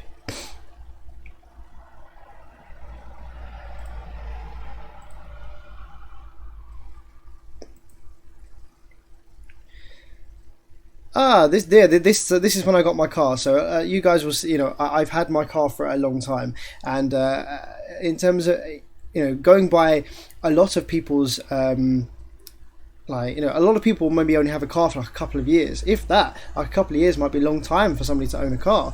Especially a lot of the people I know, they're changing cars all the time. So I've had this Proton since 2011. I bought it with 16,000 miles on the clock, and it's now got 68,000 miles on the clock, which isn't like a crazy amount of miles considering how long I've had it. I bought it in 2011 and it's now 2018, so I've had this car for 7 years, and it has done me amazing. I haven't spent any money on it. Like, engine wise, it's never broken down really, it's never had any issues. I've never really had to spend any money on it other than tyres and clutch and brakes, the standard stuff that wears. Yeah, really awesome little car. It's looking a bit tired, the bodywork looks a bit tired now. And yeah, it needs sprucing up. It needs, like, you know, some TLC, but that's all going to be what I'll do once the sound system's done. Yeah, actually, I was going to watch the video of that, but we don't have to watch that. If you want to watch the video of when I got my car, you can watch it there. Let's go back a little further. This was a mate's kicker. This was when I actually didn't mind kicker too much. I actually now despise these kicker subs. I think they suck. They sound horrific.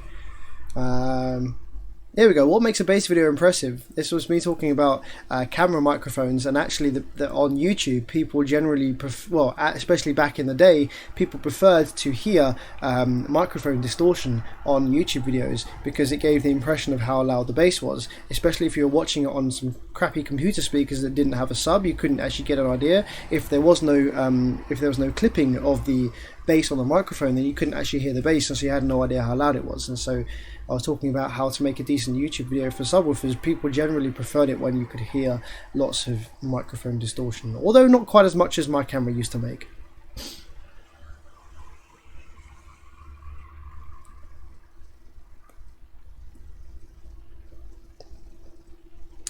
Okay, so this was oh wow, shit. Okay, so this is interesting. Now this is this live stream was meant to be about embarrassing stuff that I was ashamed of or embarrassed about, but I'm actually quite proud of this video.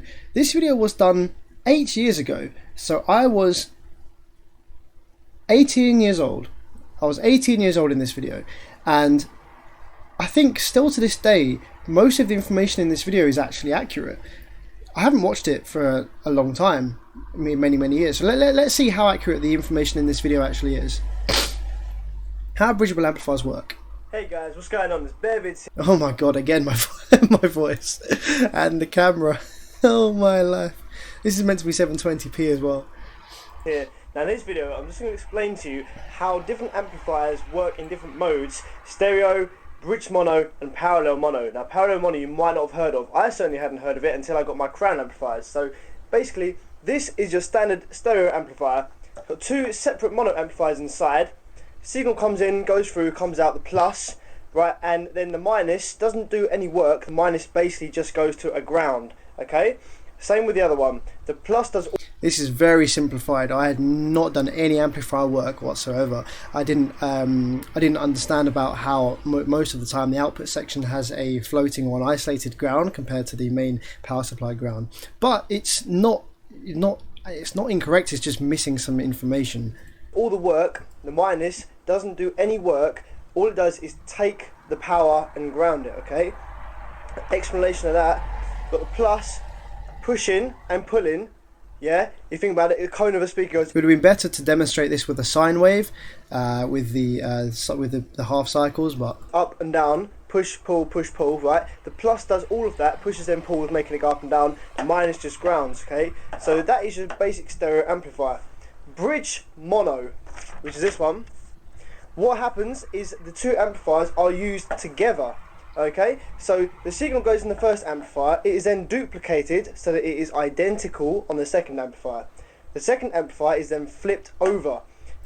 This might have been confusing because the amplifier is not flipped around. I should have said that the signal is inverted, so that where the original signal is pushing, or you're on the first half of the cycle, the outward cycle of the sine wave, I should have said that it gets inverted so that when the first signal is on the positive cycle, it then flips it so that it's negative for the other signal. Some people might have thought that the amplifier is reversed and that the signal goes in the power side, because that's a bit confusing. So that in effect, whilst the first amplifier pushes through the plus, the second amplifier pulls through the plus.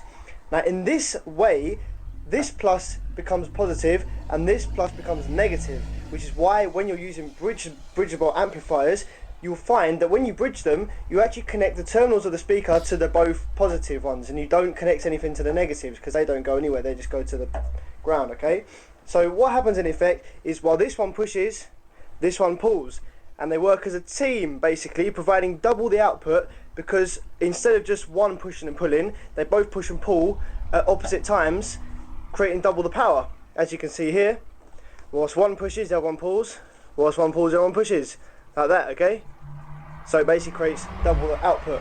The only problem with this is these have to be identical, okay? Now it's the same story with parallel mono, okay? Except it's slightly different and you get a lot more flexibility of how you want to wire your speakers. Same thing, input signal gets duplicated into the second amplifier, but the 2 amps are kept the same, they're not flipped, none of them are flipped. The first signal goes out the plus, positive as usual, negative goes to the ground. On the second amplifier, the positive is then paralleled to the first positive. What I missed here, what I didn't understand about the parallel mono, is that in order for this to work, there will be some kind of circuit which incorporates some low value resistors, which will allow the current to be shared equally between the 2 amplifiers. If these 2 amplifiers are in parallel with none of that in place, then the current won't necessarily be shared equally between the 2 different channels of the amplifier. But it's the concept's there, which is so in effect, both amplifiers, you've paralleled both amplifiers together, so they're both pushing and pulling at the same time. Now this doesn't actually create any more power if you're using the same load. So for example, supposing you were using a 4 ohm load on one amplifier, just on its own stereo wise, so forgetting this one, 4 ohm load, you're creating 200 watts RMS for example. Do this, you're still creating 200 watts RMS at 4 ohms. However, if your amp is only 4 ohm stable and it's parallel mono, okay, you can run it at 2 ohms, which means you get double the power. Because there's 2 amplifiers running in parallel, means you can half the ohm load, the least ohm load that it can take.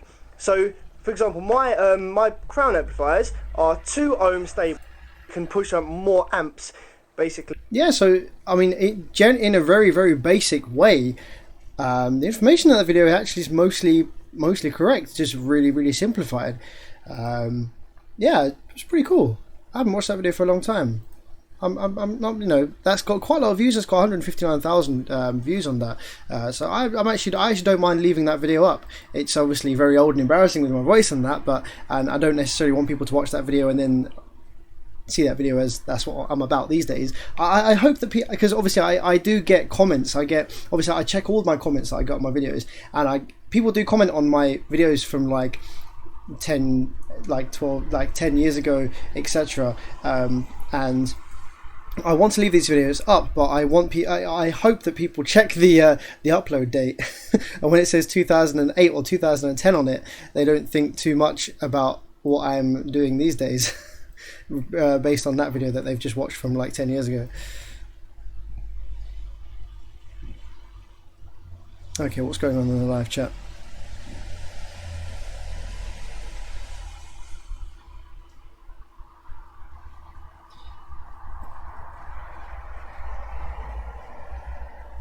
Don't feel bad, I was bored by 25. If your mum's dad is bald. See, that's the stupid thing. My mum's dad was 89 and he had a full, beautiful white head of hair. Actually, so did my dad's dad. He had hair. My father doesn't have hair. He's gone bald in the same way. Not quite as drastically as I did, but other men in my family, on my mum's side of the family, have lost their hair quite at a quite young age. So I think there is definitely some gene or something along my mum's side of the family for the men, but my grandfather just skipped it because he had wonderful hair.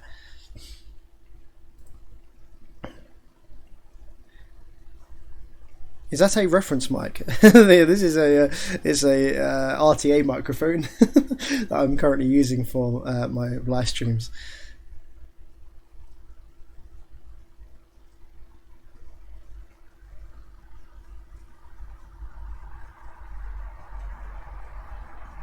That ring is awful. What ring was that? Oh, the ring on my hand. Did I have a ring on? I didn't clock that. Did I have a ring?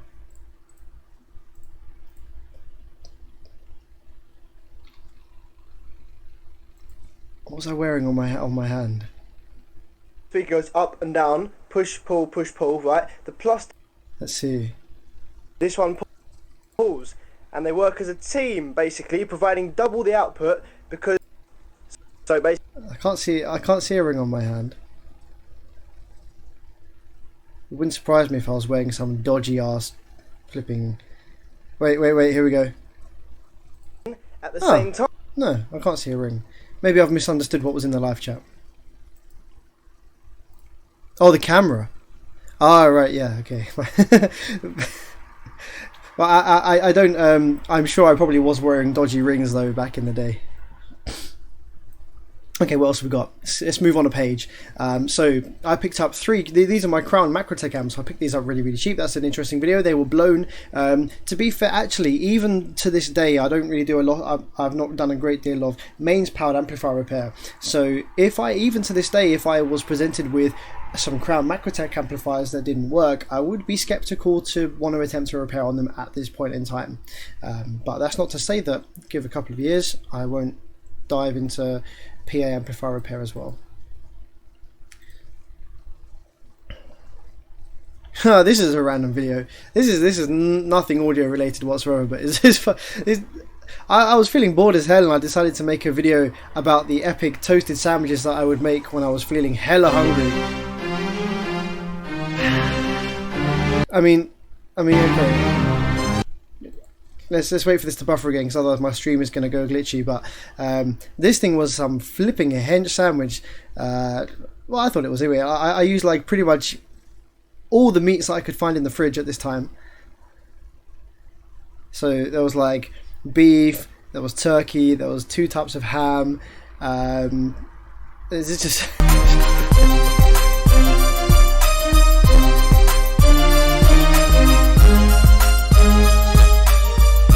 Couple of types of cheese, and I decided now I think this is a very British thing.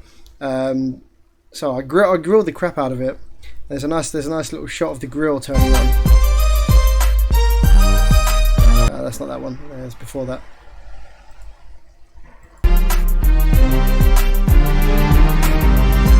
It's all about that 7 FPS slow-mo before cameras had like high frame rate. And yeah, so grilled cheese, ketchup, fucking loads of meat, and then this is a very British thing, putting crisps, or chips as you guys in the States call it, putting chips in your sandwich actually makes for an amazing combination.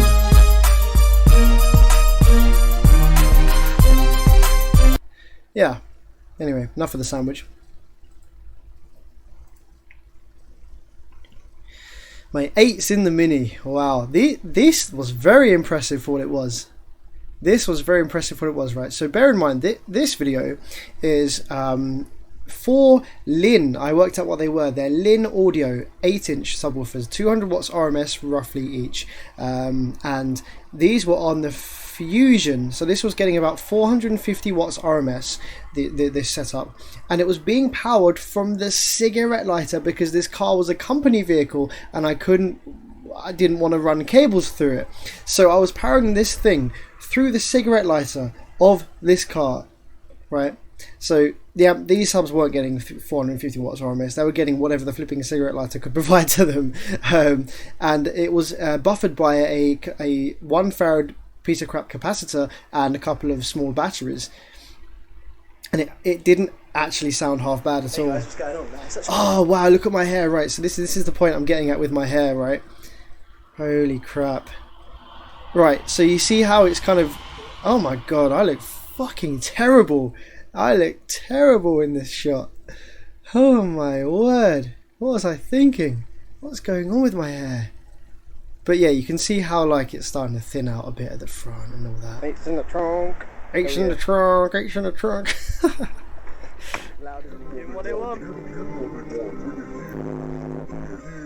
See, See, I was quite smart. I was forward thinking. I used my Basshead anthem in so many of my videos, not knowing about monetization and the fact that actually if I used copyrighted music, my videos wouldn't get monetized. But using my Basshead anthem, I had no problems at all. I didn't even know this at the time.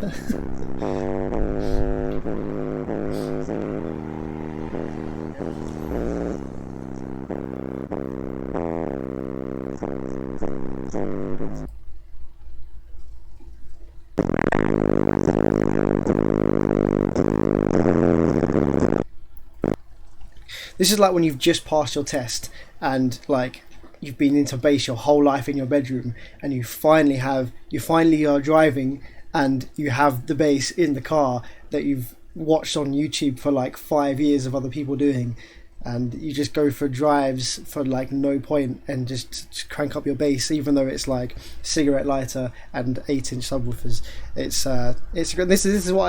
is the love of bass. This is like people like slam other people's systems and stuff, and you know, say their stuff's whack, and you're 17 and you got some whack ass setup and all that. But at the time, to the guy who's been watching videos in his bedroom since he was like 12 years old, this is amazing. This is like a massive, amazing feeling to be able to be cruising around having some kind of bass in a vehicle. Like, yeah, this is a great feeling.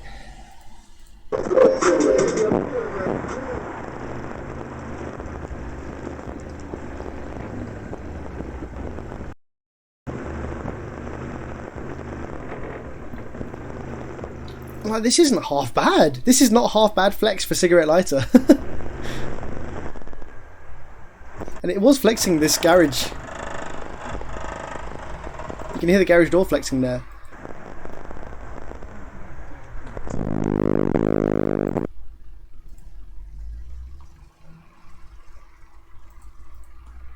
Okay, stream died just then. Let's wait for it to pick back up. Okay, yeah, sorry, the stream died just then. My bad.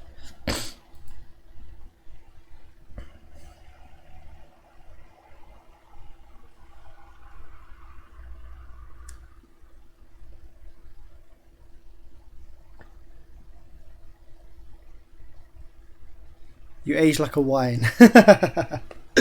I like to think so. What happened to that yellow car you had? I still have it. I still have the yellow car. That's what I was saying earlier. I've had that car for 7 years. Yeah, let these videos buffer. Yeah, you're right. I keep forgetting to let these videos buffer. The stream keeps cutting out whenever I try and watch them. Okay, right. So let's finish that one. Here we go. So the Basshead anthem. Yeah, the making of Basshead anthem. Some of you may or may not know this track. I actually made a song like completely by myself. I had some music creation software, had Cubase LE. No, yeah, I had Cubase LE, and I very legally downloaded Cubase SX. And because I legally downloaded it, it was glitchy and buggy as fuck. But I did manage to make a track using some VST plugins, and I called it Basshead Anthem. And I rap on it, very embarrassingly, because I'm white as fuck and cannot rap to save my life. And but the track sounds pretty catchy, and it was all about audio and YouTube and shit, and it's pretty cool. I won't play it now because most of you have probably heard it a million times already. What other funny stuff do we have? 10 watts has never found so good. So this was me discovering the efficiency of PA drivers, and I still understand this today. A large diameter PA speaker plus barely any watts equals very loud. Amp more powerful than wall socket, US. No, that's inaccurate. This is an embarrassing inaccurate video which we're not going to watch. But this just goes to show, 8 years later, you gain knowledge, and you look back on the past stuff that you used to do, and no.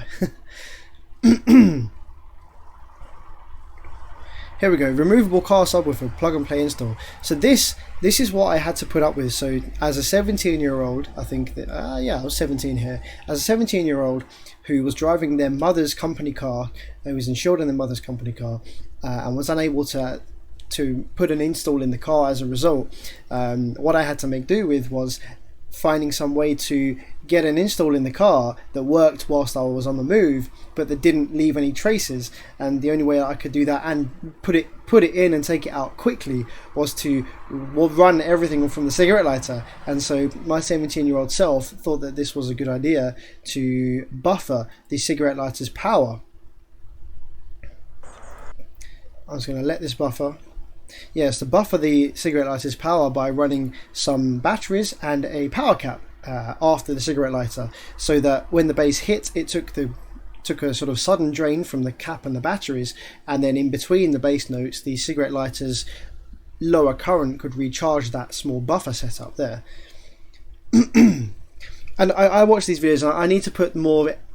Like back in the day, I used to put more effort into the editing and kind of like I used to think out the video progression a bit more than I do now. Nowadays, I just turn the camera on and I'm like, yo, what's up? I just put the live stream on. I'm like, oh, what's going on, guys? Just repair some amplifiers. But yeah, I should probably get back into editing my videos a bit more and thinking about the progression of the video a bit better.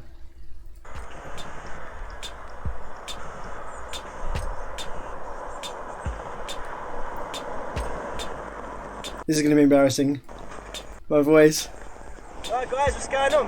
As you see, I'm in the Mini, and for a little surprise, I got some subs going on. Now, if you remember my video, I made a little rap that said how I can't put any subs in my car. Okay, so that's another terrible white ass boy rap that I did about how white, because obviously I was doing videos on YouTube when I was 17 years old at this point. People were like, oh, why are you putting subs in your bedroom? Why do you put them in your car? And so I made a rap, which I thought was a good idea, to do it in rap form, about why I didn't have any subs in my car. I mean, watch that one next because it's hilarious. But I did then work out how to put subs in my car. Well, I found a little way around it, and I tell you what, this might actually help you out, because a lot of people don't want us to have to drill holes in No, this isn't going to help people out. Most people will just run a cable through their firewall. their car, don't have to want to get to the batteries, but still want some subs in their car pretty loud. Okay, come in here. Right, basically, what the setup is, I've got a wire going in here. Oh man, this is a fire hazard if there ever was one. To the cigarette lighter, right? And this is a 35 amps, so this is a whole lot of power. This then goes... Wait, let's repeat that. This is 35 amps. This is a lot of power. Okay. So you can see there, this small thin cable is what all the power for the Fusion amplifier was running on, but this was after the buffer from the power cap and the battery, so okay, it wasn't quite as bad as it might already have looked. Goes to a couple of batteries and a power cap. Now the reason it goes to these is so that it doesn't draw too much power from the cigarette lighter, because this cigarette lighter is fused at 15 or 20 amps inside the fuse box somewhere, and basically... This is also before I had discovered solder. As you can see, it's just chock blocks everywhere. So all that's doing is this is just charging the batteries, so it's nice and safe, so it's not drawing too much power, because all the power nice and safe, yeah. for the subs is being taken from the batteries. The power cap is to just sort out all them harsh draws, just like you'd use a power cap normally. Right? And what I'm going to do is I'm going to screw this down onto a bit of wood down here, so it's nice and portable, so I can just shove it in, plug it in, and then take it back out again. I've then got the wires here going to the amp. Now for the moment I've just whacked the amp on the back seat at the moment. I'll probably fix that. Man, this is ghetto as fuck. Amp on the back seat. Look at the remote. Look at the remote cable. The remote is just a switch coming off the live. Obviously, which it wasn't running off of a head unit, so obviously I had to do that. But this was so that I could drive with bass. This was so that I could take the car out, go for a drive, listen to some bass, and then quickly remove the whole install before my mum saw it. This is what I had to do. This is bass head in need. This is what I had to do so I could actually drive around with a bit of bass, was put it on the back seat, wire it off the cigarette lighter so that I could drive with some bass, and then have it so I could take it out the car quickly so that my mum didn't find out. That somewhere else. I might fix that to a second bit of wood so I can make it more portable. I've just got a little switch here on the remote to turn the amp on and off, because it's not connected up to anything. And I've got my 2/8 in the boot. Now, oh, this was 2/8, not 4. Okay. You want to see what this sounds like? Splitter here. So I've got one splitter going to the stereo of the car, and the other one just going to the amp at the back.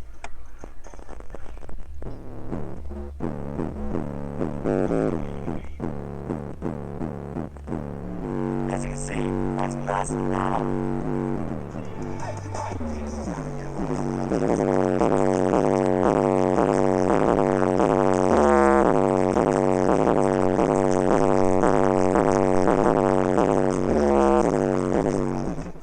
mean, it was obviously reasonably efficient because the voltage wasn't dropping too badly. I mean, it was keeping above 12 volts.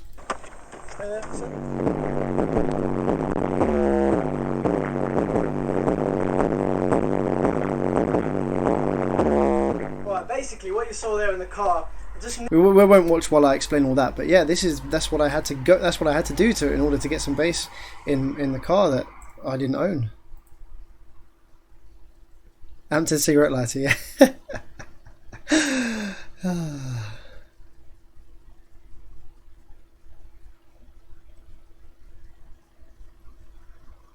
Right, okay, what else we got?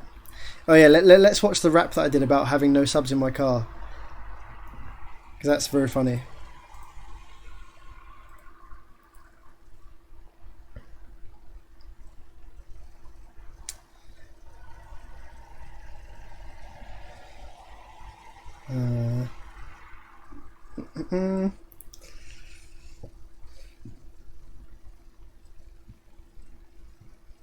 Here we go. Here's some more white ass boy rap.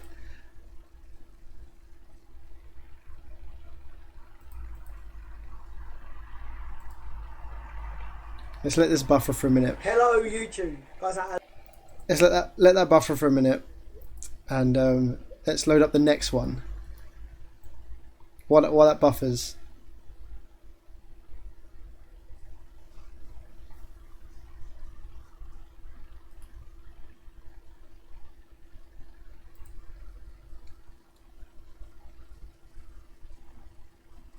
My friend has a cigarette lighter powering a 15 on 300 watts.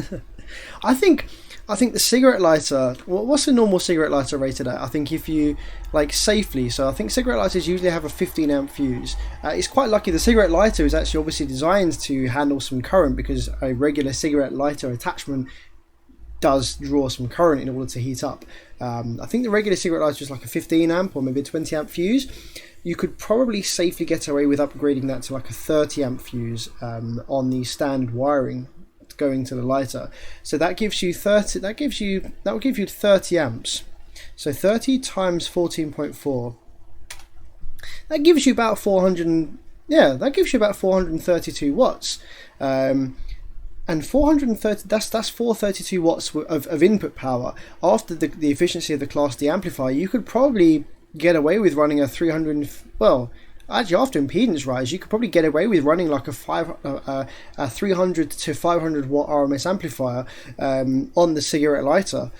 And if you then wired that to like a PA and a PA 18 inch, yeah, like an 18 inch PA driver with incredibly high efficiency and a large box, you could actually probably get really quite loud sounding bass, like, you know, for just for, it's never going to win any competitions. It might be like 132 dBs or something, you know, 132 or 130, between 132 and 135 dBs maybe, you from a really efficient PA speaker on like 300 to 500 watts, and you might be able to run that off the cigarette lighter.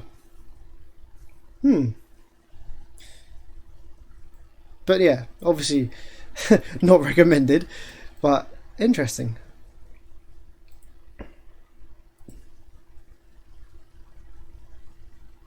Okay, let's see if that video is loaded a little bit.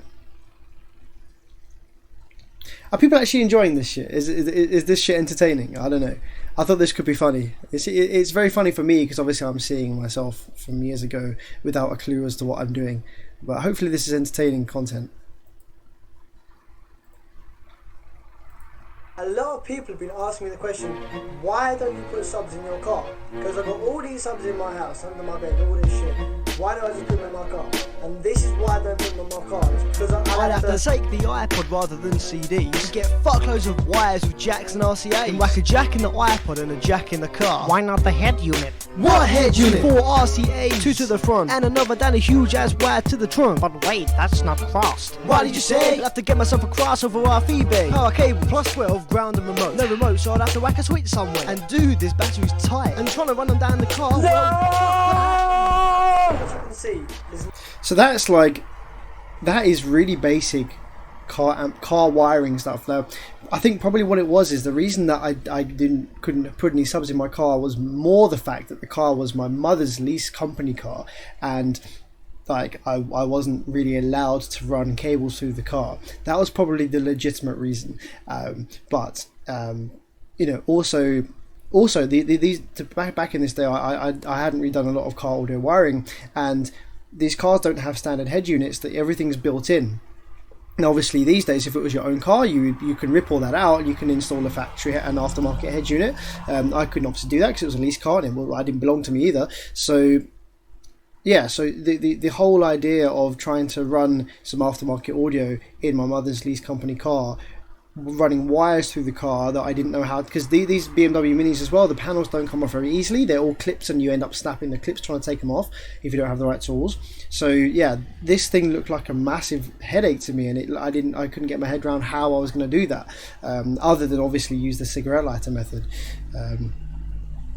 But yeah, that's an embarrassing rap. With I tell you what, I watched a lot of Go Remy. If you've never watched Go Remy's raps, and again about the same sort of time, 2004 to 2008, Go Remy was doing raps on YouTube, and like his were in the popularity of the millions. And back in those times, that sort of viewing numbers was insane. And I guess watching Go Remy influenced that rap a little bit. Had a bit of a Go Remy vibe about it. Especially with the suit and the glasses, kind of other alternative version of me asking questions.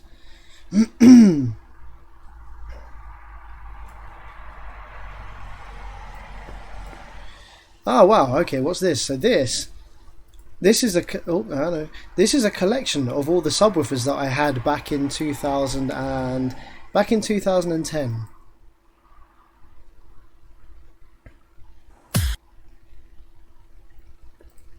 Huh. Oh, cool. So this is like a little montage. Because this is such a long time ago, I completely forget about these videos. I forget making them. It's completely. So this is a montage of me destroying the spiders of subwoofers by running them to mechanical limits.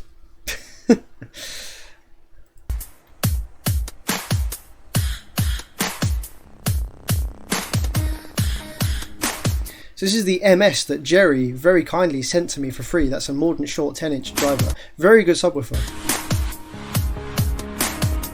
Celestian 18 from Wembley Arena.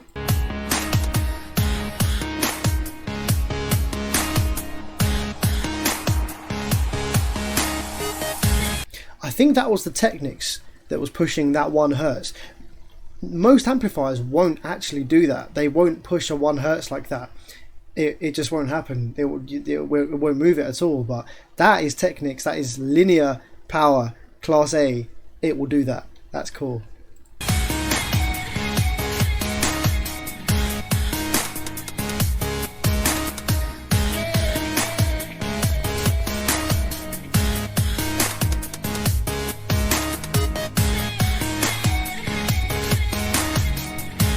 Holy fuck, it's the JVED. Oh my goodness. There we go. I knew we'd come across it at some point. This is I called it homemade hybrid.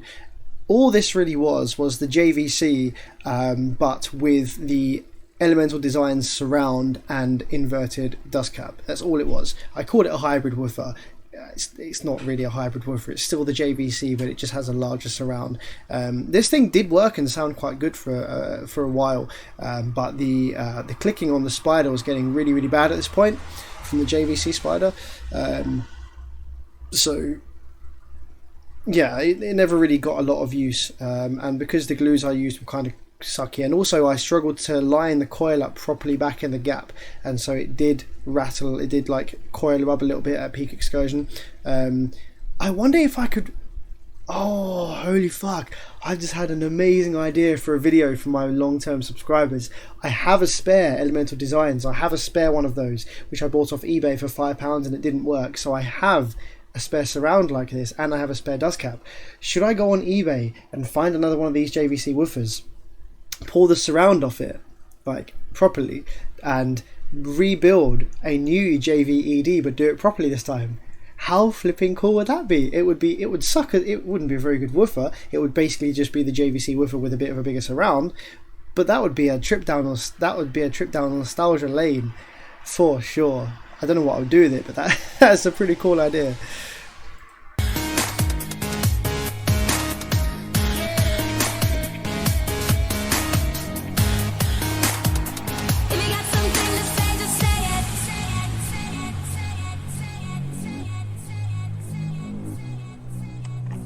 Right, this is just to show you the sheer amount of air that can be moved from the 18-inch cone up there. I'm going to get a piece of paper, just going to put it over the top of the cone, but not let it touch the wood. So this is why large drivers are so efficient.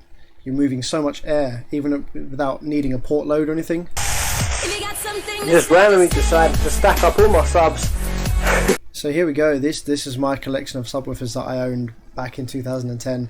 Mordant short 10-inch. I had 4 8s, 2 in a L-ported box at 30 Hz roughly, 2 in a pretty badly designed transmission line actually. Looking back, this wasn't the best design for a T-line. I think the ported did sound slightly better, but it sounded different. The T-line did have its times when it sounded nicer, but probably the ported was better all round really. You know, looking back, I could have designed it a bit better. JVED, this is the original box for the Elemental to 6.5. This is the old JVC box with the I think that's a Goodman's, some kind of Goodman speaker in there or something, or maybe an AWA, and that's the 18-inch Celestion. That was my little collection homeboy of subs back in the day. Ouch. I feel sorry for the bed. That's all I can Lion 8 box compared to the L-ported box. The L-ported box doesn't go half as deep. You can see all that massive space up there. And again, this is at the point where I thought that I was very good at T-line designs and probably wasn't actually that great at T-line designs. Let's go back. What's going on in the live chat? Let's have a look.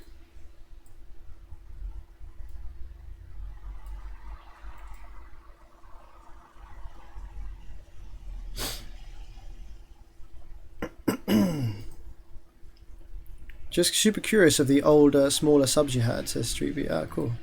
This is meme worthy. MM is crying for the white rap. Yeah. I'm glad that everyone's interested to see JVED Mark II.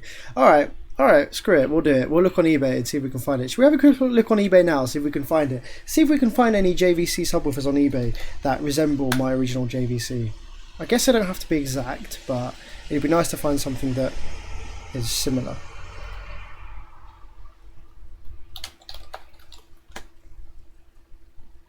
Okay, so we want to go for used, and like the chances of finding something is probably quite slim. They might have used similar drivers in a variety of the. Let's see, this is all newer stuff. This is wireless subwoofer. The one I had was before any of the wireless stuff was around really. Oh, they might have used a similar driver in this one.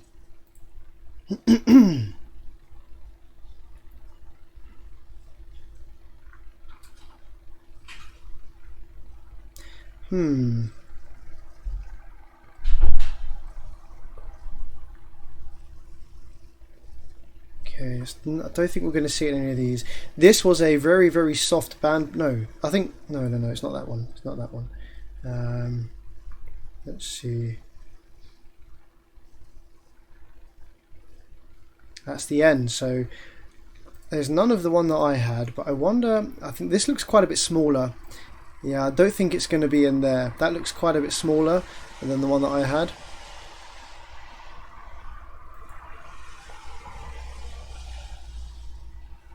I'll keep a lookout on eBay and see if anything pops up. Let's try JVC sub.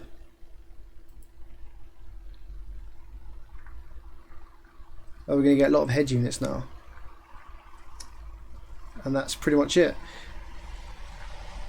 But I'll keep an eye out on eBay, and if I find any that resemble the one that I had, why not? We'll go ahead and bring it back.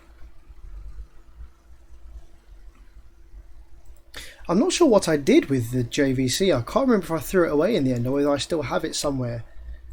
I might still have it somewhere, but it's probably far gone. It's probably like ruined.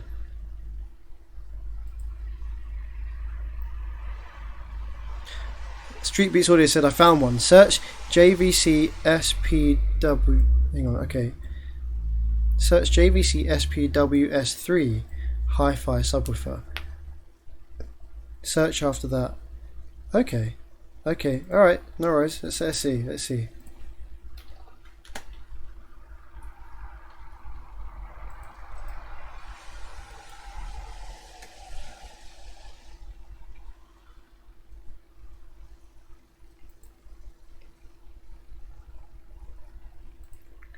No, this isn't the one. I think that's going to be. I think that's too slim to fit the original driver. It's similar. It looks similar to the one I had. The one I had the subwoofer at the front and the port underneath it. And I think this one looks too thin to be to actually house the speaker that I had. It's only $3.99 though. It's only £4. Where was it? It's in Cardiff. Okay, I'm not paying £10 postage on that. But that has got me thinking. I wonder, it wouldn't necessarily be listed as it would be listed as JVC subwoofer, wouldn't it? But also, it probably wasn't only JVC that was using that driver. That driver was probably a generic like sub driver from China or something. That it probably was used by a variety of different brands. Probably not just JVC, so we might find it elsewhere, but it's just like a guessing game, a bit of a minefield as to where it actually might be hiding.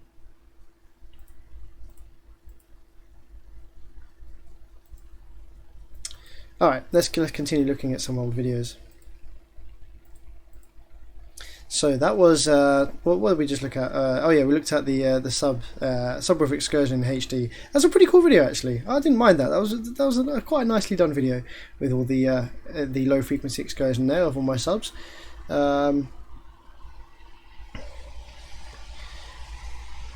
This was when, now who remembers this? This is when EXO Controlto was having issues with people creating mimicking accounts on YouTube with his name, but like changing the L to a 1 or changing the O to a 0, and it looked like he was commenting on people. And basically what people were doing is that this one guy was creating all these fake accounts and was going around and leaving really nasty comments on people's subwoofer videos, pretending to be EXO and saying, your system was whack, it sucked, etc.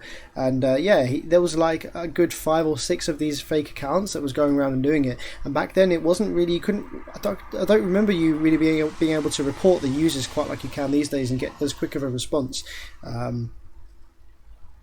So yeah, basically he was having mad headaches about that, so I decided to do a video about seeing if you can help him out. I can't remember what I said to do. This was the incredible homemade 6-inch subwoofer. This was the JVED, if any of you want to see that.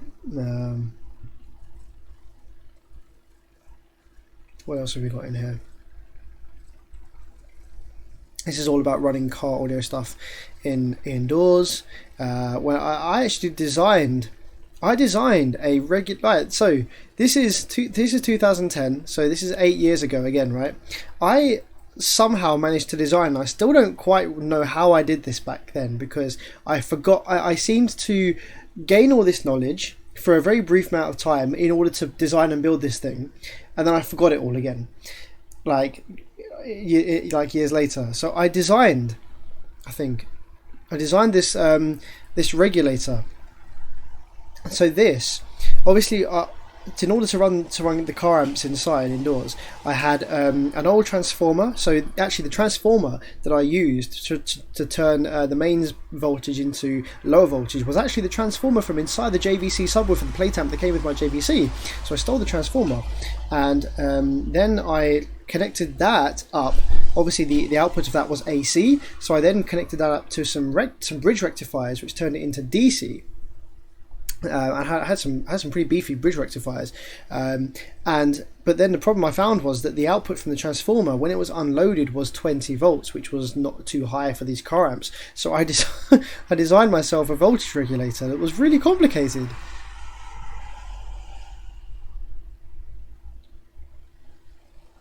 and I used Circuit Wizard to do this. And you can see that I've got the graph there of the voltage of the current. I'm not sure why I've got the music on there. That's weird. It's shot in potato camera for some reason, but yeah, I designed this. This used this used a voltage regulator. I think it was an LM7812, which I now use every day of my life in the workshop. And it then was buffered by some transistors so that they could pass current at that lower voltage.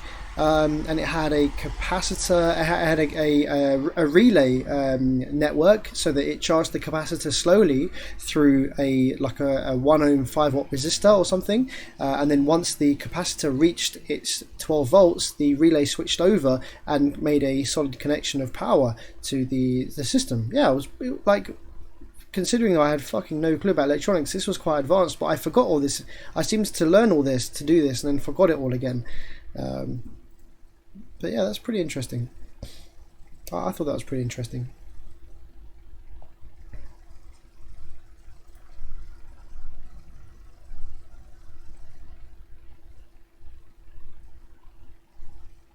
So let's go back a little bit further. So what we got here? So we've got more JVED stuff.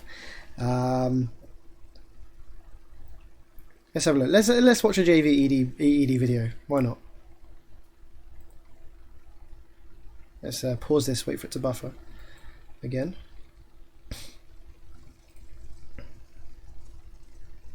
Volvo Steph said, I refoamed a pair of 10-inch JVC car subs a couple of months ago, really old ones. I did it just for fun. They're probably not worth a dime. Yeah, but it's good fun to do that sort of stuff. Easttech makes a variety of subwoofers for these brands. Maybe I'll search those. Try LG. Do you know the model of the home theatre kit, the JVC? Oh my goodness, I don't know. No. I might have it written down somewhere, but honestly, let's see if we can find it on Google. If I Google search JVC home theatre kit theatre, I might recognise it in the images. I might recognise it in Google Images, then we can find the model number. Okay, so the sub was front mounted. These are probably all going to be more recent ones. And it was like this, where it came with a front unit. And that's the thing I didn't have, which is why I was always unable to use the built-in plate amplifier.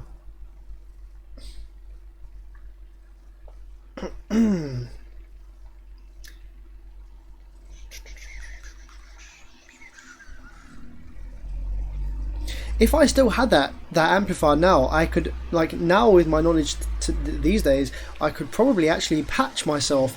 I could have forced the amplifier to turn on by shorting out a couple of pins on the data cable, and maybe worked out which of the pins was RCA input and which one was a volume increase, etc. I probably could have worked out and got it working, but obviously that was way too advanced for myself when I was like 14 years old. I don't think I'm going to be able to find it. I don't think it was a very common or very popular one. We're now getting into projectors for some reason. Maybe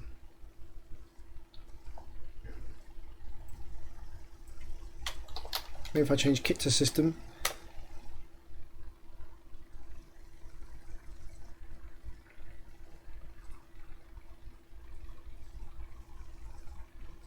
I'll tell you what, I absolutely love this nostalgia stuff. I'm all about this. And this is why I never delete anything either. Like, I've got hard drives and hard drives full of all my old shit that I used to do on computers and stuff. I'm a massively nostalgic person. I never delete anything really. I don't like throwing stuff away either. I get sentimental with old stuff that has memories attached to it. Although I think I did get rid of the JVED because it was just a pile of junk in the end. It fell apart. I think we're going to struggle to find it, you know, guys. It was a really unusual one. That looks like the same driver. Or it has the same dust cap anyway. So maybe these other format ones use the same driver. because it certainly looks the same, but whether it is the same or not, I don't know. It was a 50-watt driver. I remember that much. I'm pretty sure it was 50 watts. I think it said 50 watt. Yeah, almost certain it said 50 watts on it. So maybe it is the same driver in these other boxes.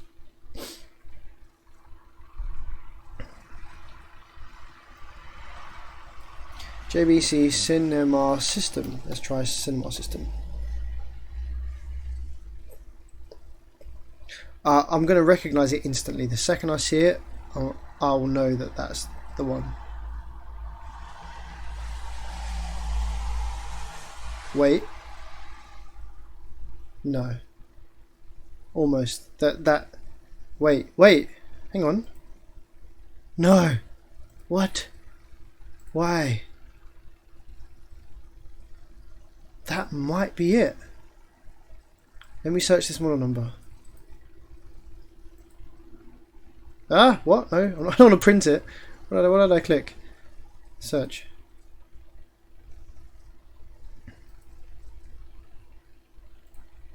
Is that the one? No, it's not quite. It's similar. It's similar, but not quite. Okay, it's not that one. That was a TH series. I think I'm really trying to remember the model number. It might have been a TX or it might have been a TH. Okay, let's try searching JVC TH and see if it was like a model up from that one. JVC TH system.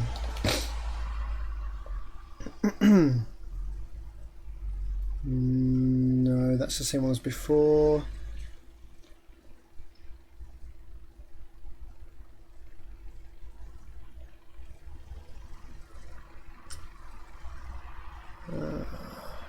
Okay, let's try TX. It might be a TX system. No, okay, don't think it was a TX system.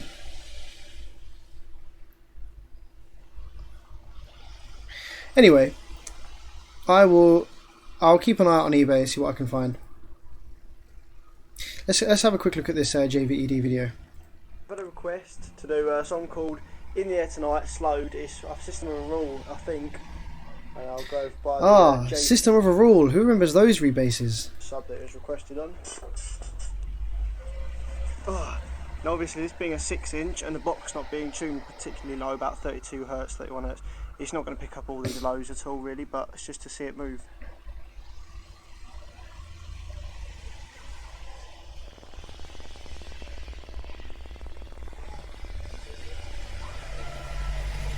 And see, I recorded this with the camera that didn't pick up bass very well. It sounds really lame.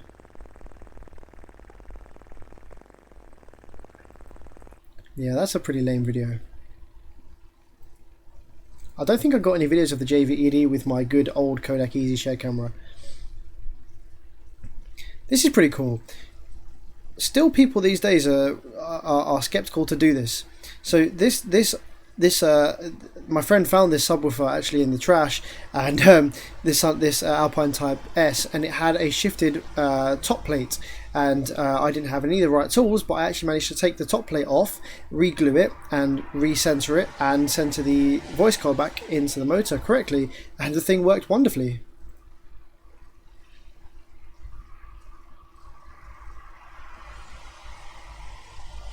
The JVC subwoofer is back. Let's see where it went and why it was back. Okay, let's have a look in the chat. What's going on?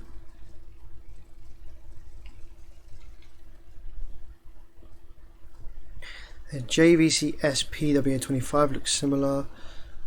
I'm pretty sure it's the TH M55.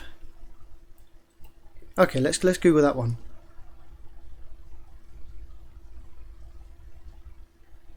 Did I scroll past it?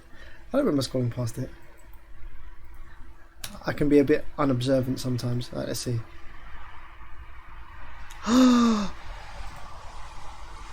Wait. Yes, that looks like it might be it, the one. Why is there only one picture of it though? Wait, no, here we go. Yes, I think that's right. I mean, mine was silver, but yeah, that's the one. That's the one. What was the 45? Someone suggested the 45. Yes, mine was the 45. This is it. Thank you to whoever suggested 55 and 45. This is the one. That's the one. So I didn't actually have the rest of the setup. I just had the sub, and it wouldn't work without the rest of the setup, so I had to take the driver out. Holy crap. I would actually love one of these again, just to listen to it now, just to hear the sort of bass it produces, because it will bring back so many memories, even though it won't drop down low. Just to kind of, oh crap, I wasn't actually looking at my screen. Sorry. This is the one that I had.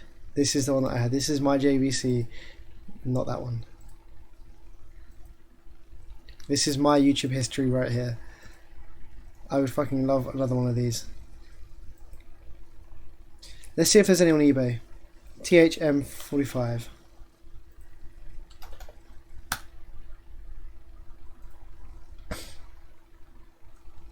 React to I'm a professional.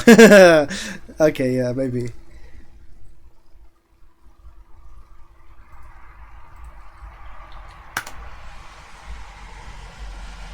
Oh, there's a remote control for one of them. What the fuck? No way. How much do they want? What the fuck? Is that a joke? Is that like an out of stock thing where... No flipping way.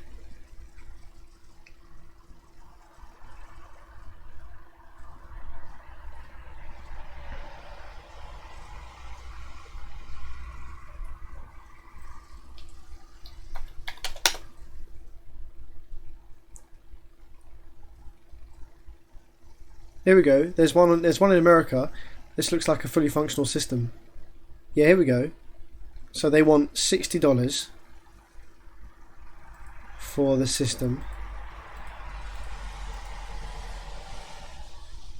Is there a picture of the sub? There's no picture of the sub.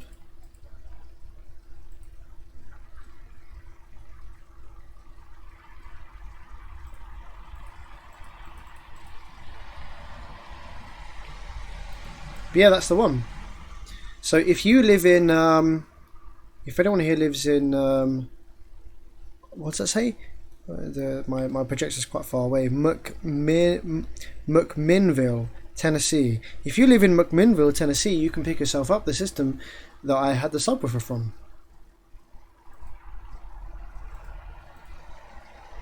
So let's see why the JVC subwoofer was back. But guess what I got back?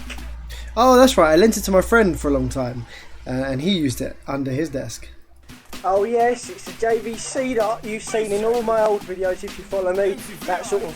Does anybody think I sound a little bit like photonic induction in this video? I have that kind of... I don't know. Something. Crazy, ridiculous 6-inch sub. Even more battered up than when I gave it a dusty and shit. Let's crack this open quick, because this is going to... Oh my god, that song. Oh my god, that song. Be tested out, first time ever, in my L-ported design box. Oh, that's right, because I didn't have the JVC when I made the L-ported box that the Elemental Designs was in. Tune at about 32 hertz, roughly. Look at all those marks. Look at all those marks along the bottom of the box from like years and years of using a flathead screwdriver to pry off the grill. Roughly 0.8 cubic feet. That's some dirty shit. Oh wow, holy crap, yeah. That's very dusty. Look, I can probably write my name on the sub. S-A-M. Blue flames all over the box, yeah. Don't know why I decided to do that. So let's unscrew this and see what we've got. Right, now you've all well seen the 6-inch JBL sub. Let's crank it a bit. Let's give it what it can't handle. 6 ohms, 35 watts. Reasonable excursion free air, but as soon as you put it in a box, can't push a lot of air. I can easily stop that with my hand, which shouldn't go. Yeah, this thing had dreadful motor force, or like dreadful driving force on the cone. Yeah, anyway, let's get this on a bit, see what's going on with the JVC. I think it was clicking really badly, wasn't it? God, yeah. Bit of bass, I love you. If only I had looked hard enough and found that bit of spider that was snapped, and I could have got rid of that clicking.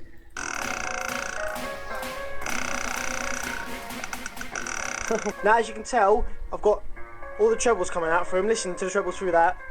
Nothing kind of muffled and muted. And I listen to him through this. Wow. Okay. Yeah. So the that JBL speaker actually played much better mid range than the JVC sub did. Right. What are we doing at the end of this video? Are we playing it? Right. This is some proper JVC bass in the all ported. Let's wait for this to buffer because my stream is fucking up again. Mike donates me $5. Oh, thank you, buddy. Thank you very much. We're not doing a video where we're giving you any information, but I really appreciate the donation. Thank you. Proper harsh accent, yeah, man. What else we got going on in the live chat?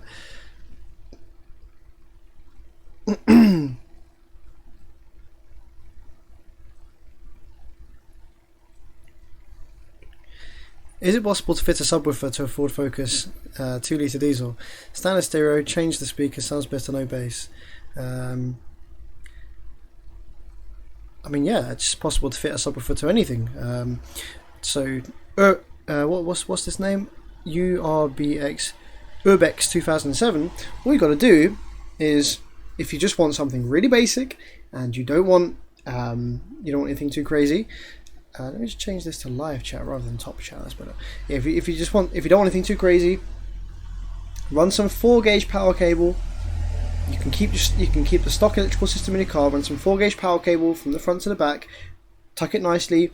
Run an 80 amp fuse. 80 amp fuse or an ANL fuse at 80 or 100 amps, and you can run up to about 600 or 800 watts RMS. Small little amplifier. Don't have to buy anything brand new. You can get something nice, old school that's used, and go for a single 8-inch, single 10-inch sub in a ported box that's tuned. If you listen to music, daily music, tune it to like 32 to 35 hertz. If you're R&B and stuff and you want to drop it a little bit lower, tune it to 28. Yeah, to wire it into the standard factory system, you'll probably need to get yourself some kind of high quality line level converter. The ones you get from eBay that are like a few quid that aren't powered can work, but they can induce noise into the system. So it just depends how much you want to spend, really. But yeah, there are kind of easy, cheap, kind of ghetto ways of installing, like actually doing a relatively decent job of installing a small sub into a car setup without going crazy with it. What I would suggest though you do is that you need to find a way to remove the bass from the door speakers, because then you can crank them up louder and they won't distort, and you won't clip the head unit, the factory head unit, and the speakers won't overexert in the doors. If you have a separate subwoofer set up in the boot, then that can deal with all of your bass, and you can take the bass out of the front door speakers so they don't distort and don't clip the head unit, and you get a much nicer, more balanced overall sound. I still have the Proton, even to this day. I still drive it.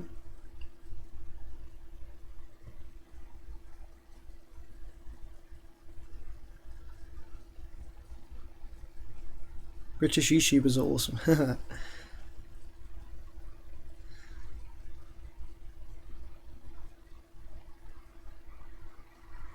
Yeah, so I've had the Proton for 7 years now. I bought it with 16,000 miles on the clock, and it now has 68,000 miles on the clock. Yeah, still got it.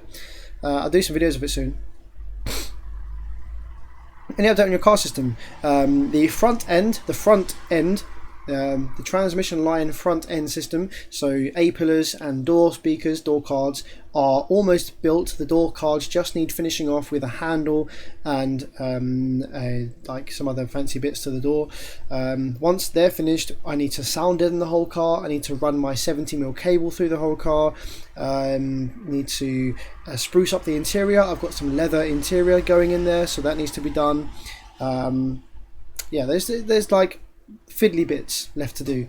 Once I've done the fiddly bits, I'll do a video of it. But in its current state, I don't really want a video in its current state. I want to do a video where it looks beautiful. So soon, probably May. Well, I say soon, probably May time.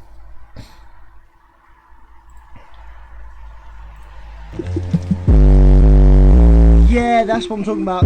Stronger than JVC.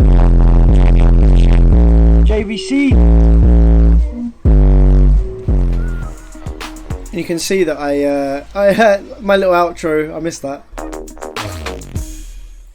He thinks I should put that back in my videos. My outro.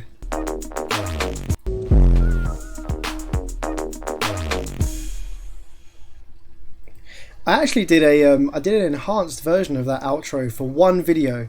It took me ages to do. I did it on Sony Vegas. I did an enhanced version of that outro. It was at the end of the Mordant short video.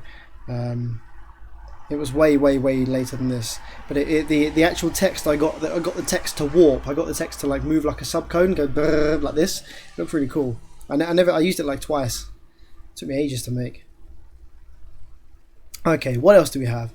Out of phase subs, here's what happens. This is actually, again, I think this is a surprisingly accurate video for considering how old it is and how young I was. Right, what I'm going to show you guys in this video is... Let's wait for it to buffer again. Do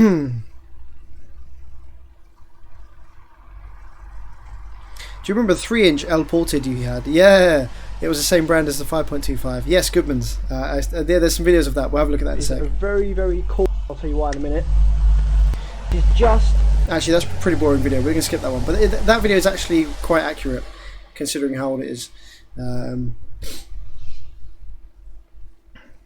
Sound off with Rowan. This is when me and Rowan used to chat on MSN, and we used to have sound offs.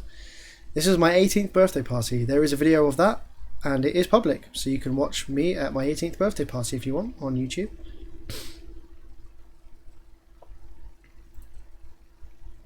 Okay, let's keep going back. We're going back in time now. We're going further back in time. Immense PC base, 4.8s under the bed. This is my 4.8s. Okay, let's see a video of my 4.8s because we haven't watched one of those yet.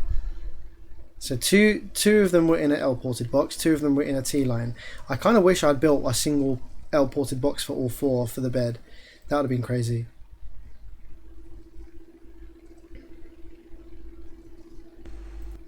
Oh my gosh. Look at the difference. It's a completely different person, isn't it? Right, you ready for this one? Because I don't think you're ready for this one. Baby Bash, request from Rowan, check this shit. Oh my life. Look at that, look at MSN on the screen there. Look at that, MSN on the screen. Oh, I miss that MSN days, you know.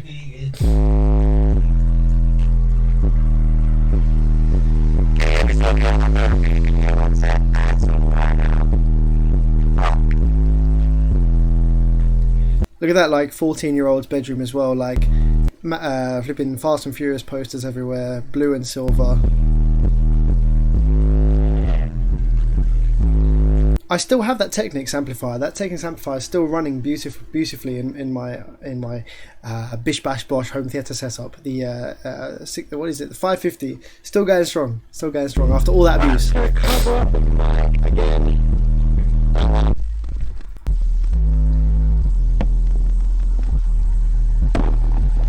Oh, that's right. I had to cover the microphone on the camera with blue tack so it didn't clip like absolute balls.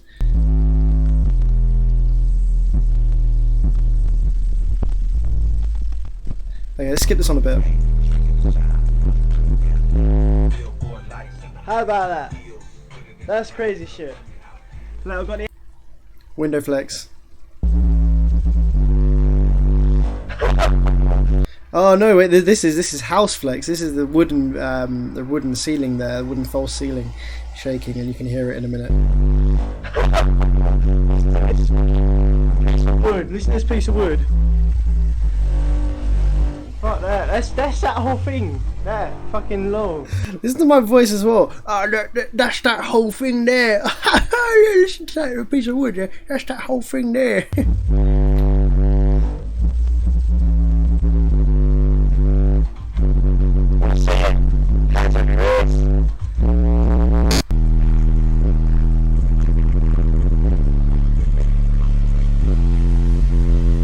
Man, these things actually dropped quite well.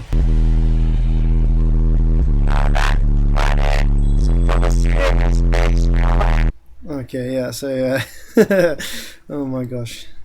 It's so funny to see to see stuff like that.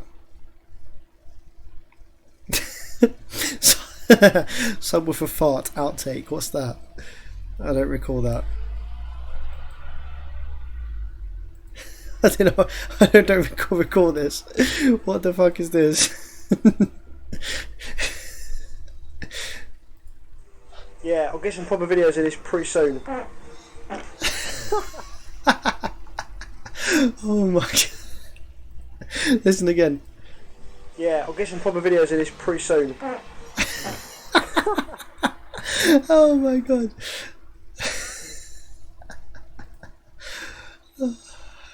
I can't even with this stuff.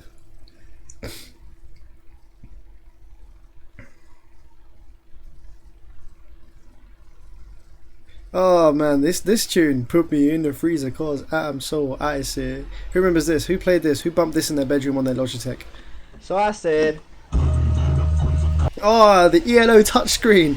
I bought a touchscreen monitor that was obviously used in some pub for some POS system, and actually this was before. This was way before any touchscreen PC stuff. This was like, I used to show my mates this. I used to show them. They were like, "Holy, you got a fucking touchscreen PC!" Like this was like Windows XP with a touchscreen, and this was mind blowing back in this day. And it was actually a massive headache to use. I'm not gonna lie. It was it was a novelty though. It was very cool.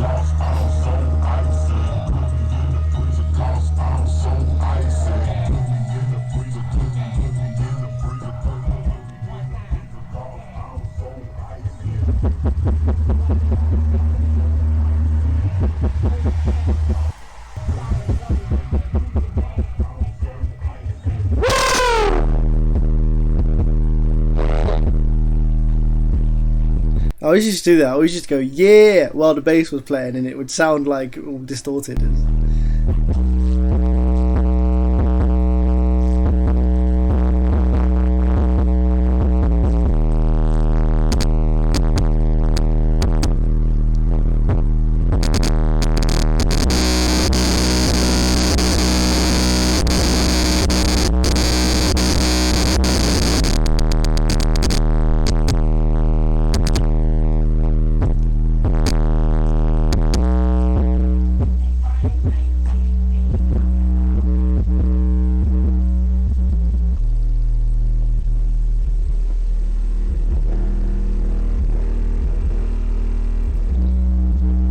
It's like the legendary window flex, the window that always flexed when I bumped my bass. That was like that was how I gauged how loud my systems were getting. Like over the years, like I gauged how loud the bass was by how much that window was flexing.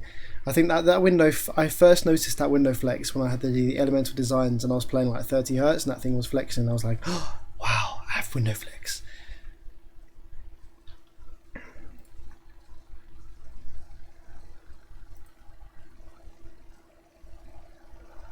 Right, let's go back even further. We're probably going to get to the 3-inch L ported box in a minute. Somebody, right? This Core 2 Duo from 2009. I am still this computer, yeah. This Core 2 Duo from 2009 that I built in 2009. I am currently using right this second to live stream on. That is still my daily PC, and that's the PC I use in the workshop to live stream on. That is still my PC. Oh, I've done some upgrades to it. I've installed a graphics card. It's got more RAM. It's got an SSD, but pretty much the foundations, that technology, the motherboard is still the same. It's all the same. I'm still using it now, and this is what you're watching my live stream on.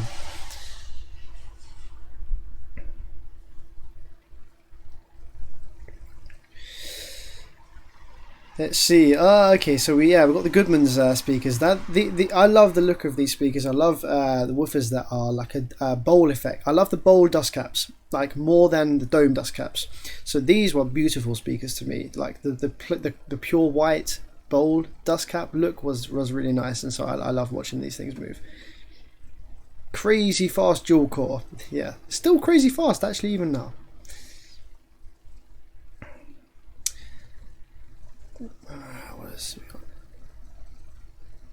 Guess the subwoofer. Man, we had fun back in the day, didn't we? I love my system. Technics on 8 ohms. This is a single 2/8. Let's see what this video is all about.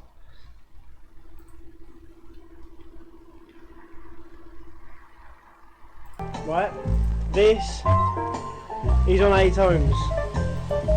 And oh, this is me discovering. This is me discovering how higher impedance actually relates to better woofer cone control.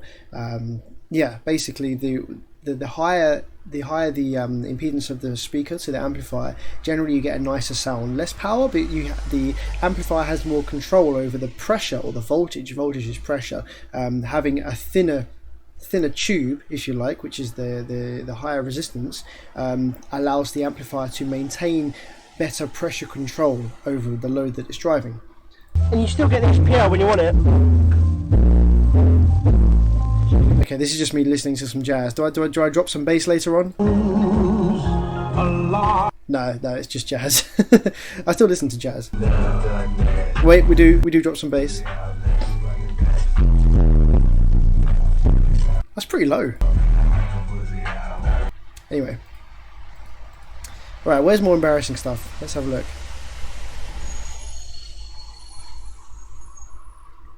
Vibe tunnel of bass. Everyone loved that. For the haters, watch this. Let's not watch that. No, let's watch that. That's embarrassing. This is very embarrassing. This is a cringe-worthy video.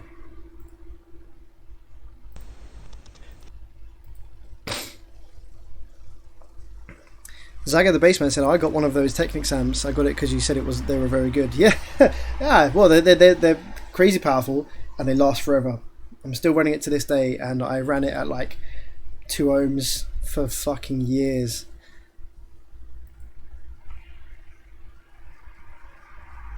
Hey, what's up, Sam? Show the one you done game matching amps. That was genius. Yeah, we could show that one. That one's a very recent video though. We're looking at some embarrassing old videos that people might not have seen if they've only been subscribed for not that long. Been subbed since 2009. Holy fuck! Oh yeah, Speakers Rule My World. I remember your channel.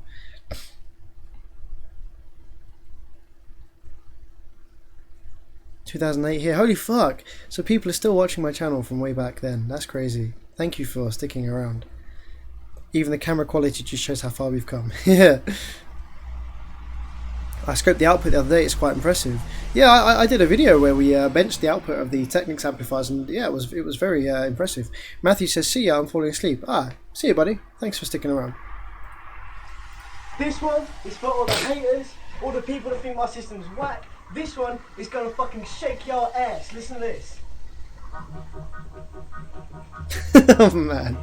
You all know this tune. Oh no. You better get ready for this one. Turn your sub down, not up. Turn it down.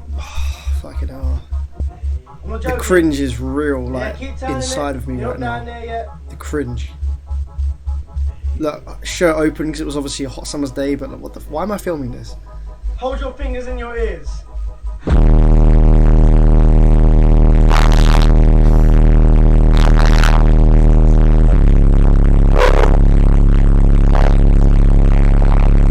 That's a reaction. That's the sort of reaction. That's the sort of reaction you expect from a 158 dB car, not a pair of 8s on a 75 watt home amplifier.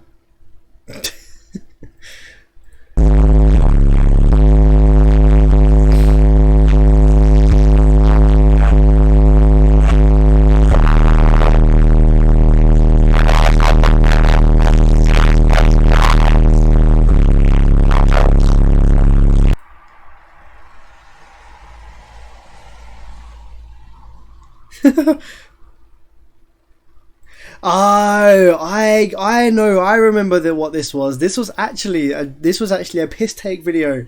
Okay, slightly less cringe. So I wasn't being serious. Okay, this was. Oh, what does the description say? Even beforehand, this thing hit fucking crazy. So what I did on this video, I think I increased the gain on the video editor of the sound track so that it was like ridiculously high, and I was over exaggerating how loud it was. Right, makes more sense now. That's still quite loud though.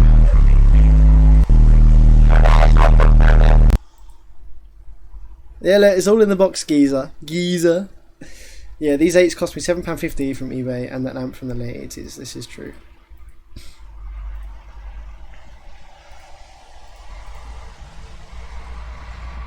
Ash the Gamer says, get yourself a pint. Ah, thank you very much. I will get myself a pint. Thank you for the kind donation.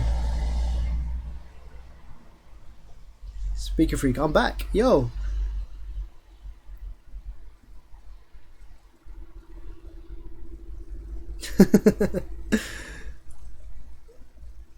Oh my gosh.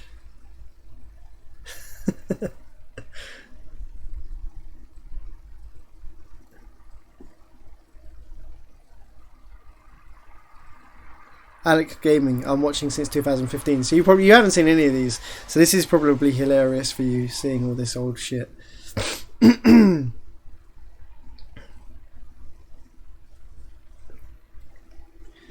Okay. Bed is for bass. Yeah, this is when I just made my dual 8s box. That was the start of an era. So these Rotel drivers, these Rotels, I'm still running these in my home theatre today. Okay, now as requested, this is one of my beautiful old vintage Rotels. About 50 watt. Wait for the video to buffer a little bit so it doesn't jank up my OBS. RMS. The amp rated for. Isn't that old school garage as well? This is what I used to listen to. Obviously 2 times 50 watts RMS. Got hinge magnets for this. Is on the channel on my sound card that is the front, so it kind of cuts out some of the subsonics. But let's see, mate.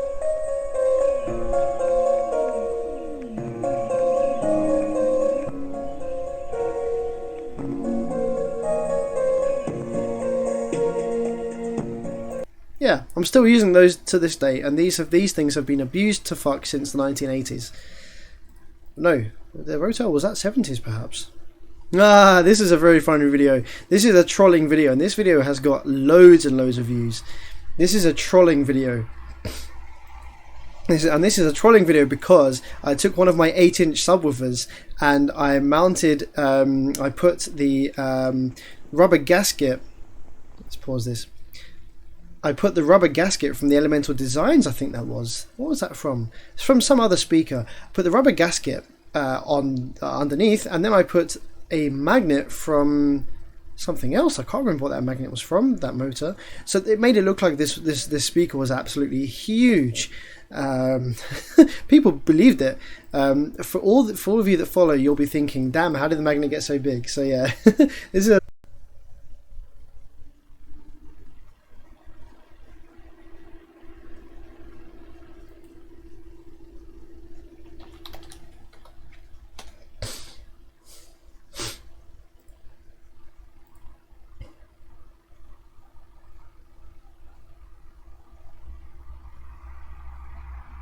So the stream just fucked itself for some reason then. But we're back up and running. I dropped from 60 viewers down to 35 viewers, which is that's the crappy thing about when this fucks up.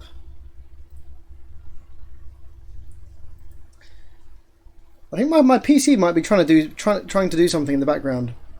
Let's see what's eating up all of my CPU. Google Chrome is eating up a bit of it.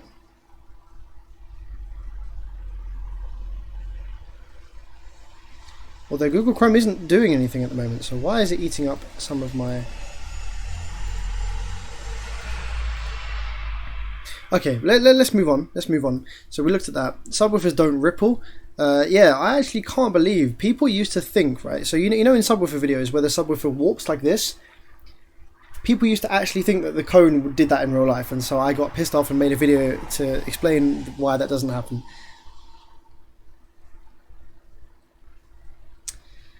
Okay, let's go back. What else can we find? What else can we find in my inventory of old videos? Something embarrassing. I did so many videos of my 8s. Technics on 2 ohms.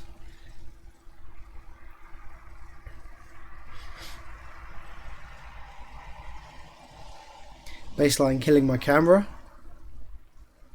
Ah, this is cool. I cut out some paper cones, some paper attachments for the cones of my 8s to make them look like Type Rs. Yeah, got myself some Type Rs. Check this out.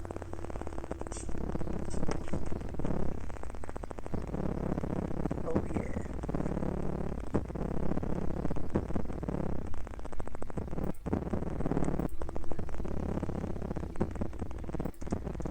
It actually looked pretty cool, and you could see the excursion a lot easier with the white cone. But because it was a much bigger driver than the small 2.5 inch, it didn't actually last. They just kind of fell off after a while. Understanding ohms and impedances. I did this really interesting video about how ohms works using straws, and this is kind of accurate because voltage is pressure, and as you increase or decrease the ohm load, you're actually like widening or shortening a kind of, if you think about pressure of water down a pipe, as you increase or decrease the area of the pipe, that's a bit like how ohms affects the pressure of voltage. And so I do this with straws by blowing down the straws. I explain how having one single straw is a high impedance, and it's easy to maintain a constant pressure, and it's a fast velocity, whereas if you put loads of straws together and try and blow down a whole bunch of straws together, you can get more like volume of air out in one go, like more power out in one go, but you run out of steam. It uses a lot more power, and you have a lot less control over the pressure. And to maintain the same pressure that you had with one straw with 5 is a lot more difficult to do. I won't play that, but if anyone is curious about watching that, then feel free. Here we go.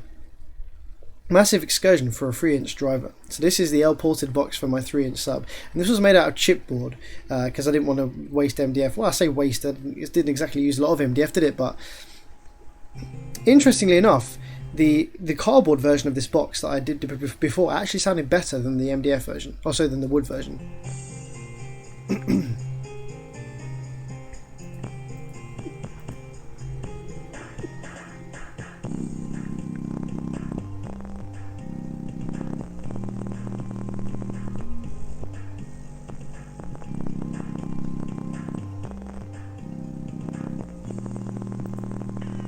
See, this thing actually moved like a shit ton. For the size it was, it moved really well. What is this bass test? That bass test's amazing.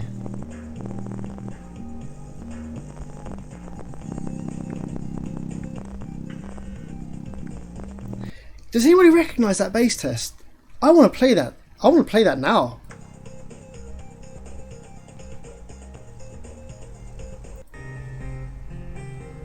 Oh, it's on the tip of my tongue.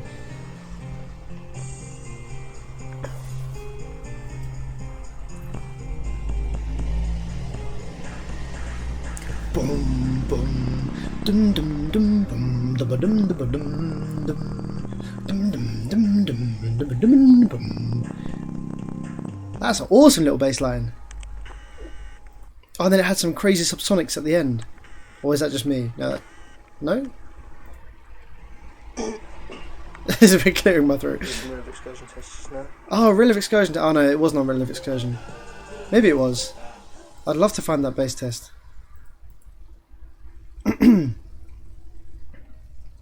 Biggest party bass. What's this? This could be embarrassing.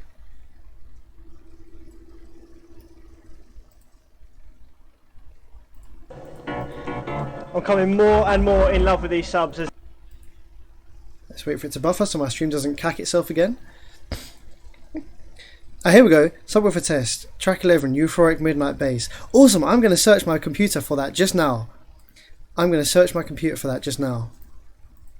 Because I still have a lot of old hard drives hooked up, so it might be lingering in one of these old hard drives that I've got hooked up. Let's see if I can find it. Let's go. Where would it be? Let's try my old SATA drive. Euphoric Midnight Bass. Let's see, is it going to be here? And then if anyone's listening with a subwoofer, yeah, I found it. I still got it on my PC. After all this time. Okay, ready for this? Yeah.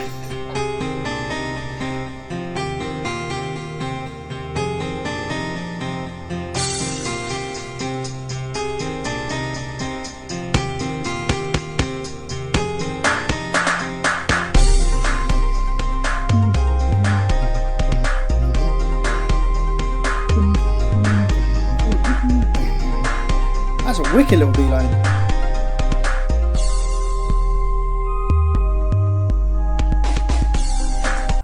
Cool, I'm dragging that into my current music library. Maybe I'll do some old school style video for you guys of something playing that track. That's wicked.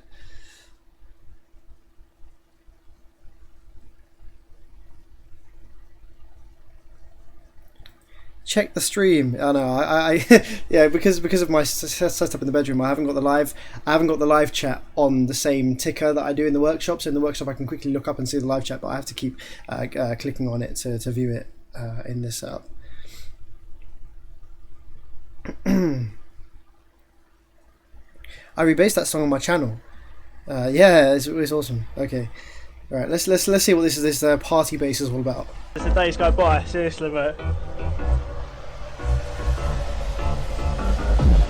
Oh wow, who remembers that website? audioforlife.com.net.sc. I feel like a bunch of people started that up and yeah, never really went anywhere. It's like, I'll play, Nick, I'll play right there. So this was showing off because obviously the subwoofers were quite stiff. So this track would probably have sounded great because it was much higher frequency bass, like kick drums and stuff, like 60-50 hertz.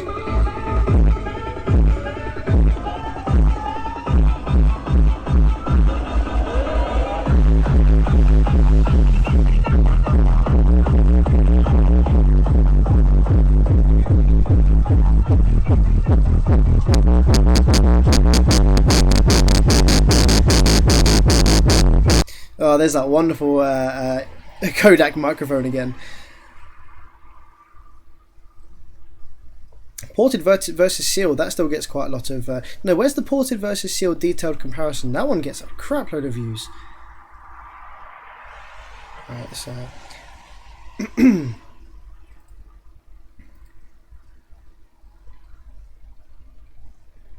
Realm of Excursion was awesome. I actually used to pronounce it when I was very young. I thought it was pronounced Realm of Excursion.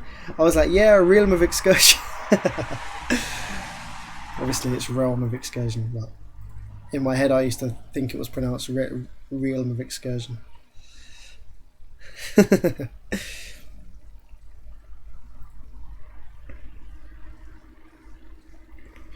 What else do we have? Trying the bass under my desk instead. It didn't work out well. It wasn't as bassy. Ah, the Sony 8-inch. We haven't seen that pop up yet.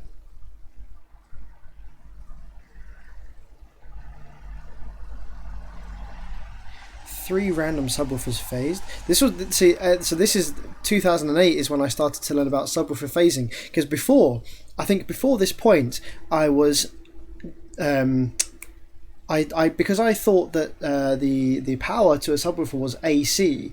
I thought it didn't matter which way round the polarity was, because I thought, oh, it's AC, it's both. So I wasn't probably in a lot of my videos where I was using multiple subs under the bed. Probably some of them would have been out of phase and actually causing cancellation rather than adding more bass to the setup. So it was around this time in 2008 that I actually discovered that actually having the things in phase was the way to go. So yeah, for a lot of time I was probably actually running stuff out of phase without even realizing it. Now this is a really cool video. This was one of my favorite videos at the time. Here, right, this is a cool budget thing, right? People say don't mix subs and stuff, but if you are on like the tightest budget and you are just picking up subs that people are donating to for free or finding at the junkyard or something like that, if you take a whole load of subs and you put in separate enclosures. If you run them all in their own separate enclosures, on separate amplifiers, or maybe on the same amplifier if they're the same impedance and stuff, and it works with the power that they are. If you put them all together, you can get some nice-ish sounding bass with different subs. So back in the day, I had like 5 old subs laying around, and I hooked them all up together. I phased them, like so they were in phase. And actually, this was probably one of the loudest basses that I had in the bedroom. Okay, again, it's all 5 subs linked up.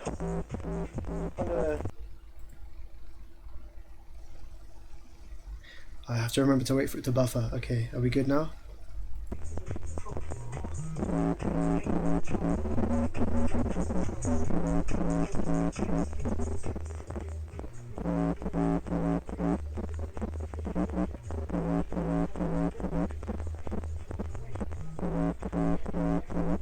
Can we see what they were?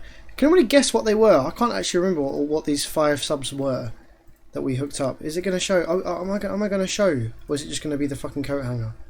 I bet it's just going to be the fucking coat hanger, isn't it?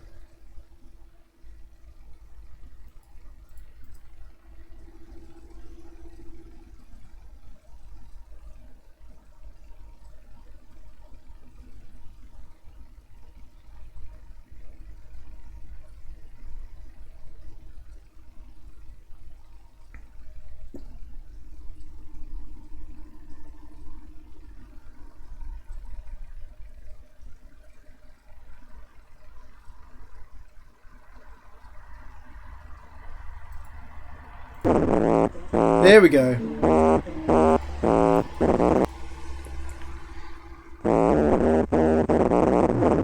Right, so this was the JBL in a 4th order bandpass. The single 3-inch, which didn't really add much. That looks like an Awia, however the fuck you pronounce that brand. 6-inch in the old Elemental Designs box. And the Goodman's 5.25. Does that make 5? 1, 2, 3, 4. That's 4. So where's the 5th? Oh, and the Sony!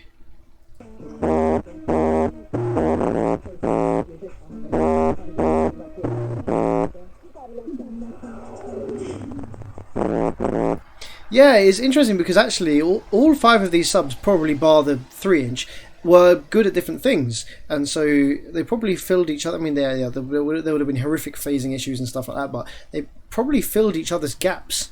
And it actually sounded quite nice. I remember being quite surprised as to how nice that setup did actually sound with the 5 different subs. This is a fun one. I was waiting to get to something like this. Had one way to kill a speaker. So, okay, let's wait for this one to buffer.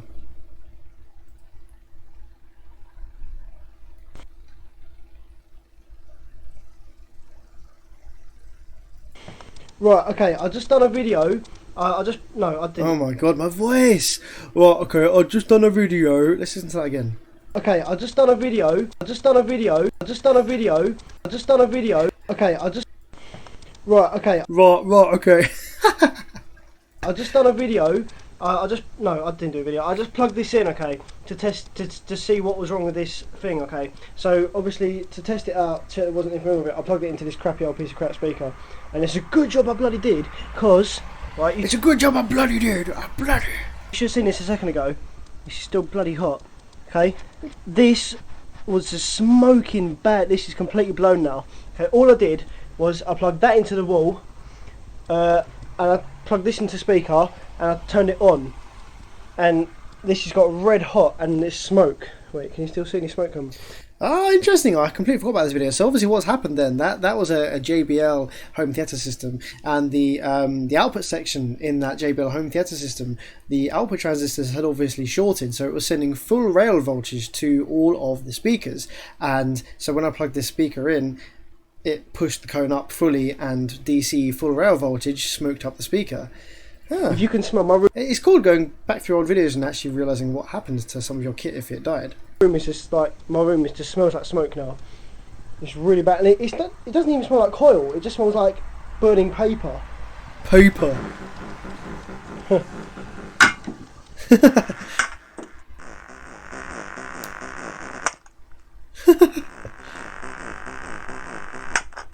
Oh, that was a good one. Straight through the surround.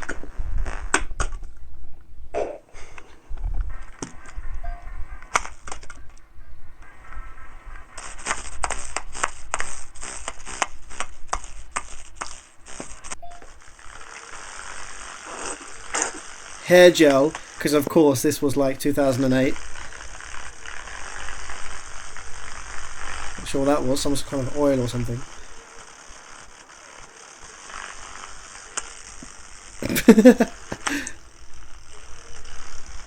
A frog, okay.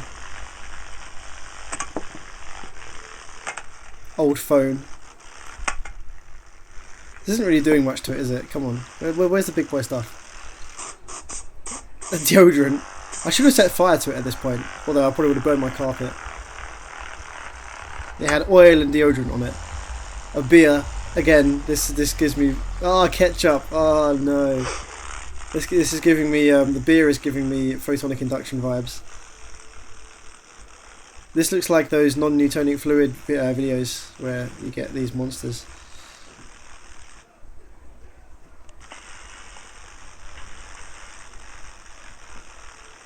Oh, that does not look appetizing, does it? Oil, deodorant, and ketchup. And hair gel. And energy drink. Oh, mate. More deodorant.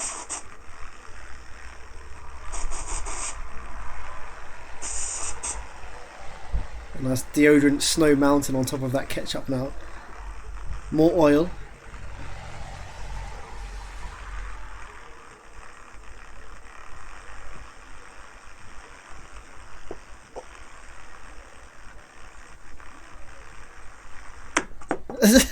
Oh. A remote control car, okay.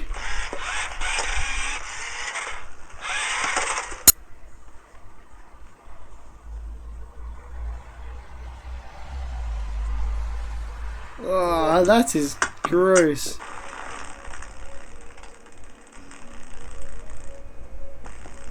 Come on, kill it already.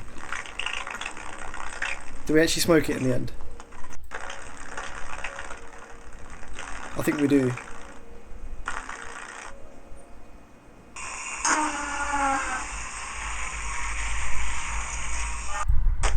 Ah, there we go. Oh, we put some French bangers in it. There we go.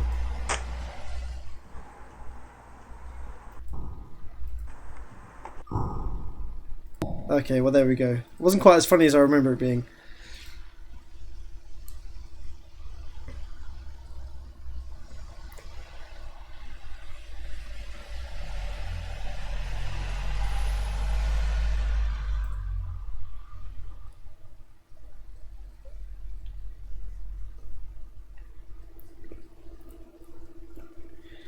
Watch one of your vids in 2 times speed. Huh. I'm definitely getting my Easter egg to watch this. Didn't you use that little speaker in an amp repair at one point? Probably. I think I still have that one of those speakers laying around. This is a definite what the fuck moment. If you just joined the stream during that video, then that was a strange one.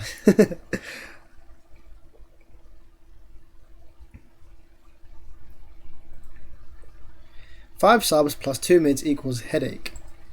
Wiring headache more like, and definite fire hazard. What else have we got back in here? I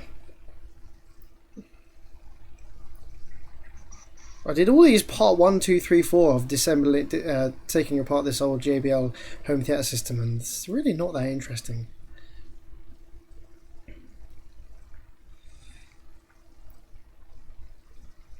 Oh, this is cool. Yeah, again, this is another one of those speakers that I decided to put the Alpine Type R paper cones on.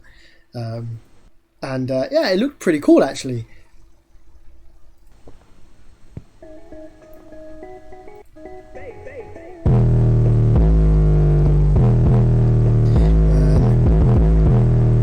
Look at the quality of this video. You can't even barely see it moving.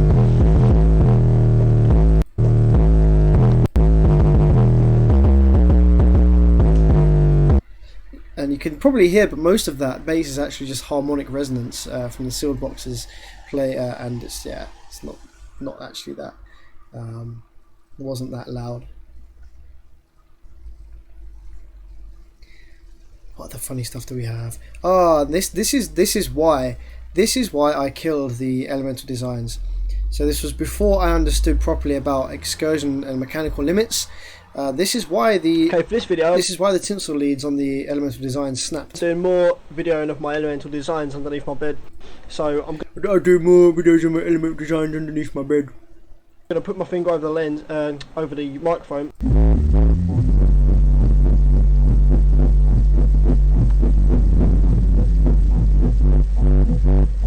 Ah, what song was this? It started off Hypnotize Young Jeezy. That's another one I've got to play. Whoa.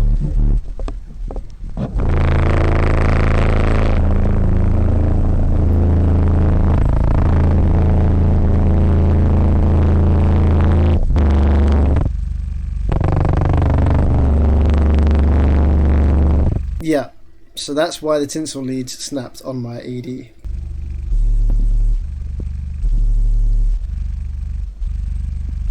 Didn't half look fucking cool though, did it?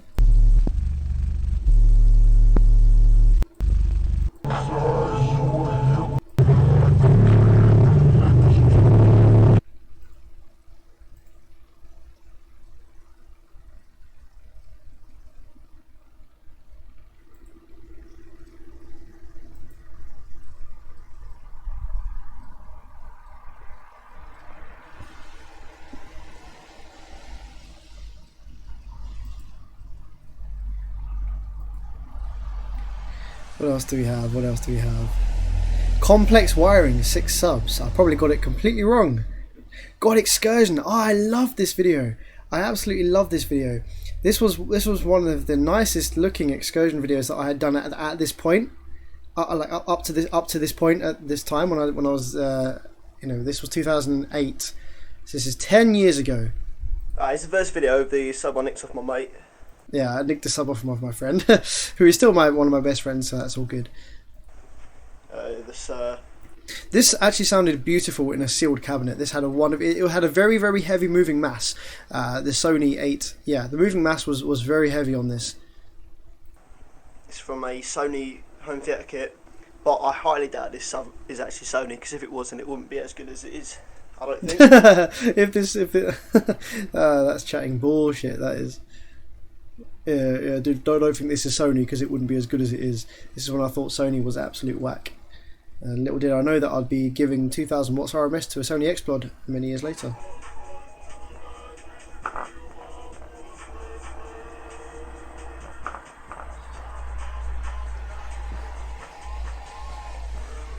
Oh man, that's another one. That's another absolute banger. Gripping the Grain, and that was that was possibly the System of a Rule remix. Gripping the Grain. Boom, boom, boom, boom.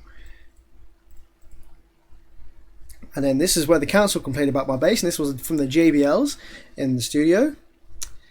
And like I said, I'm still using. So back in 2008, I built this Pentium dual core. No, this is old. Oh no, this is older than that. This is a Pentium 4 single core 3 GHz system. Fuck, okay, that's even older. I'm no longer using this system, but I'm still using a LGA 775 dual quad core 2 quad system.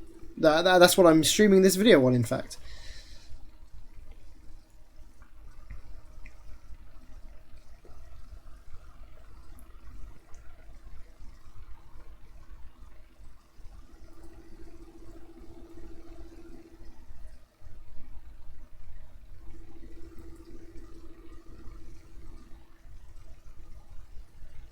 Cardboard subwoofer box. 3-inch sub louder than some 10s. Now that's clickbait if I ever saw it. If I ever saw some bullshit clickbait, that's it. Definitely not stand a chance of being louder than some 10s, but let's see anyway. This is an embarrassing video title. How basically the 2.5-inch sub is. Let's change this video title. Built for it. L ported, tuned to about 42 Hz, 0.099 cubic foot. And this sub is rated for 5 to 10 watts, so I'm guessing it says on the back it says 5 to 10, so I'm guessing that's 5 watts RMS, 10 watts max. And I'm giving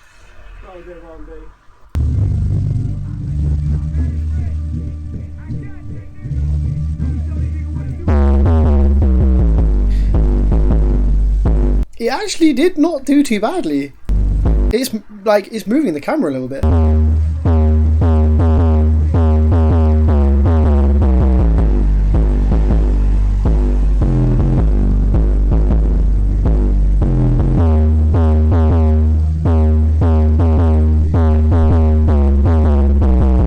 So as you can see, it's quite bassy.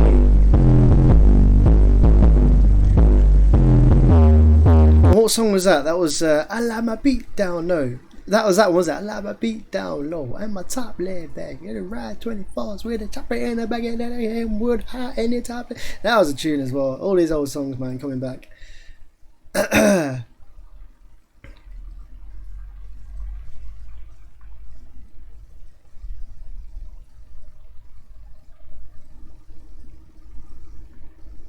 Now we're getting into the really old, really weird shit. Really like flipping 12-year-old in their bedroom stuff. 15's killing a house. This is when I put my JBLs in the bedroom. That was pretty interesting. Big PA speakers in the house always do sound pretty loud, especially in like a small room. Big ass excursion. Okay, I take back what I said about the Sony excursion video. This was my favourite excursion video.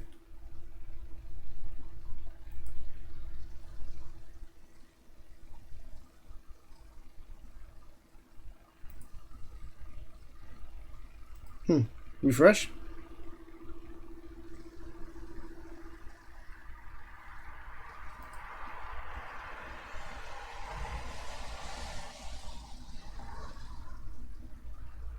Doesn't even want to play this one. No!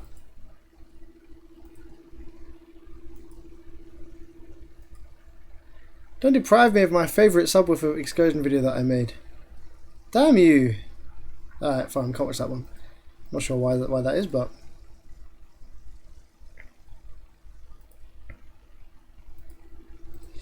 let's see what else. See what other embarrassing old stuff we have. So this is at the time when I had the Elemental Designs, and I massively killed it from over excursion. Amazing 2.5-inch sub. I put an Alpine Type R cone on the 2.5-inch sub, and actually this actually looked quite nice, and it helped for the videoing. It helped videoing this tiny little thing moving. Subwoofer JVC Intergalactic. This is going to be really old. This is like early 2008. This is April 2008. So this is almost exactly 10 years ago now.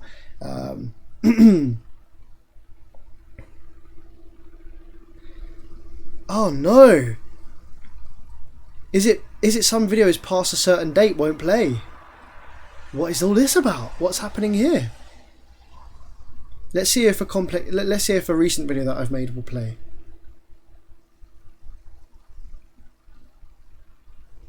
Oh, okay. Maybe it's my browser. Maybe it's not actually YouTube. Maybe it's my browser. Okay. Let's try opening and closing and reopening this.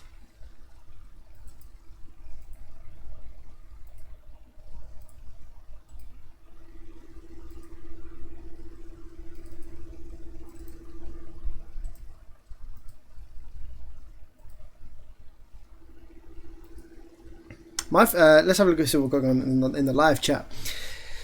In the live chat, you're over YouTubing it. Yeah. My favourite was when you filmed the 5.25-inch free airing with the codec 720p. I think I skipped past that one just a moment ago. I'm pretty sure old videos are on a slower server at Google. Maybe. Try a private browser window. Okay, let's see whether I just closed it and reopened it again. Let's see if that helps. Okay, I now seem to have no thumbnails. Wait, I need to redo my OBS. There we go. So I now have no thumbnails. I love how it says not suitable for most advertisers, and it's the reason for that is because I have big ass in the title.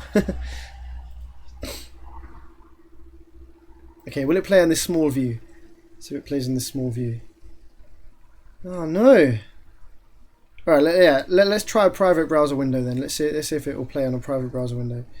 Let's go to incognito window. Open that up, paste.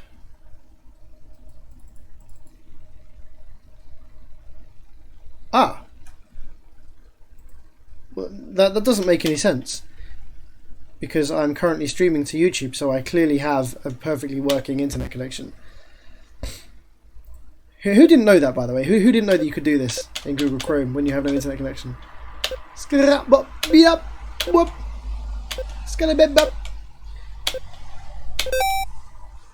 Don't know what a thing. Oi! Man's jumping over these things, bruv. Yeah.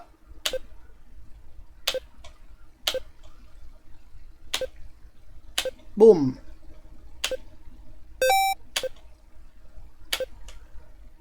Yeah. Blah. Dom. Base. Head. And. Thumb. Man, this is getting fast. This is getting there. What? Skia. You see that skill? Oh yes. Oh, what? That was close. That was a close. Yep. Ah, it goes to night time. I've never got this far before. Yep. Up. Ah, we lost it. Okay, right. Come on, refresh. This should work now. Ah, what's going on with YouTube? The live stream is still working, isn't it? Oh no, my internet connection is fucked.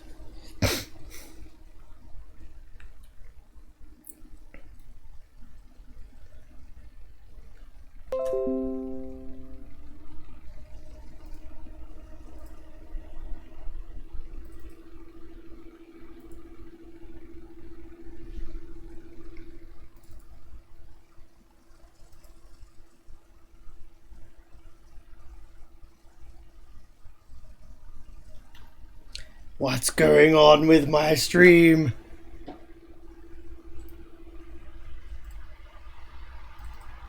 Is it working now?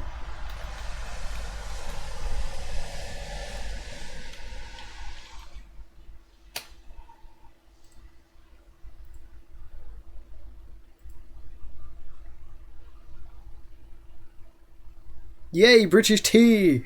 I actually fucking hate tea. I don't drink tea. I'm very un-British in that sense.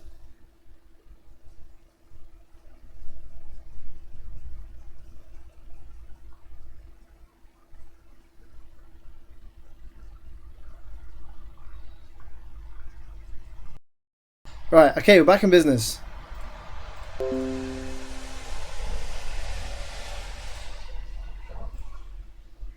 How many are watching now? It tells me that 0 are watching. Oh, sort that out.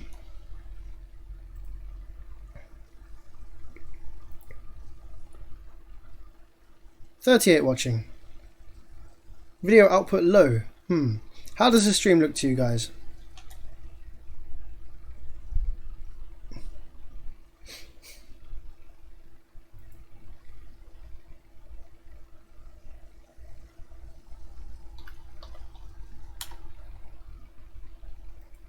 No, it's working. It's working.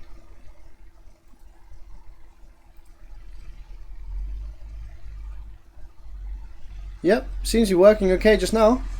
I'm going to leave this alone.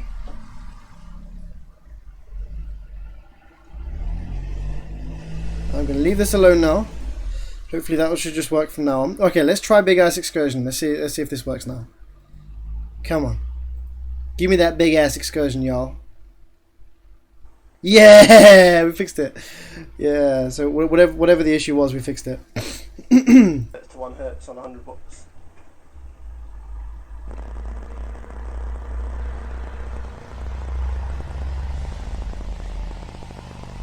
Oh hell yeah!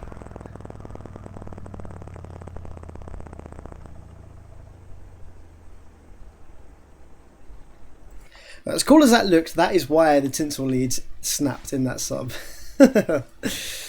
I do miss Elemental Designs. Their 13AV.2 was a fucking badass woofer, but they just suffered massively from they didn't build them properly. They didn't build them to last, and they snapped the tinsel leads all the time, and they had triple joint failures and all sorts of stuff. It's a shame, really, because the stuff looked really nice, and they had the right idea. I think the 13AV.2 actually had a similar motor structure to the XBL squared, that XBL2 style stuff that the RE V3 was having. So yeah, it is a shame. Okay, let's watch JVC Subwoofer Intergalactic then, see what that one's all about.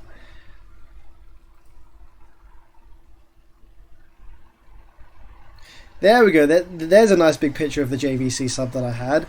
So I'm going to search eBay and see whether we can find another one of these.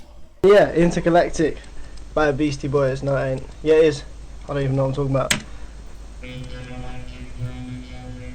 Turn the mids up a bit.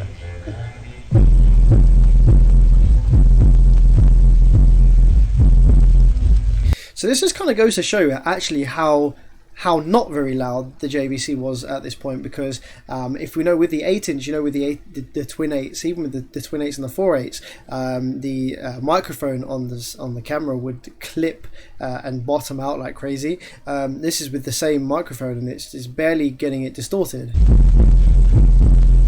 Check this out.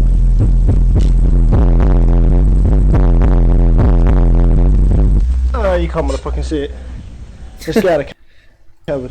Ah, the cupboard of bass. Who remembers this? So I always used to go in this cupboard because the bass would massively accumulate in this cupboard. This cupboard is actually now an ensuite bathroom. So I no longer have a cupboard in here. I actually have an ensuite bathroom. I'll get up out of bed in a minute. I'll show you around the room a little bit if you like.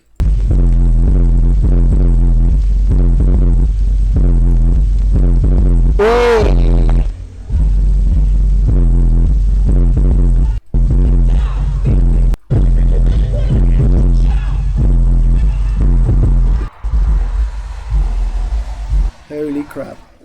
Okay, let's see. Is there anything else that's embarrassing on here? Miniature model car subwoofer. That was really cool. But most of you have probably seen that because that's got lots of views. I'm kind of going for videos that maybe haven't got as many views, but that are very embarrassing. Let's see. Crazy Ass Excursion. This is going way back now. Getting almost into 2007. Yeah, 2007. Pillows plus bass. This was a good time. I was happy with how the bass sounded here. Hypnotized slowed. This was my discovery that adding some kind of soft material had the effect of increasing the it increased the effective volume, the kind of it's almost like a virtual volume that the sound would travel through. And I guess this was also extending the port, so that I laid the pillows out in such a way that it was like a labyrinth. So the bass would exit from the port of the JVC subwoofer, and then it kind of traveled through this pillow labyrinth. So essentially, I was lengthening the port a bit by having it in this way.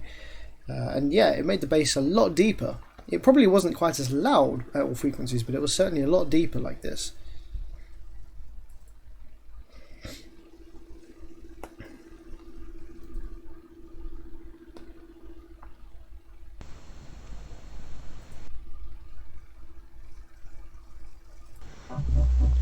Right, this song I'm playing is Hypnotized by Young Jeezy, slowed down quite a bit.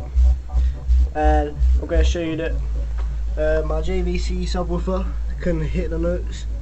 It's been powered by this 100 watt PA amplifier. Yeah. And I've like embedded the subwoofer in a load of pillows as well, because it makes it punchy up.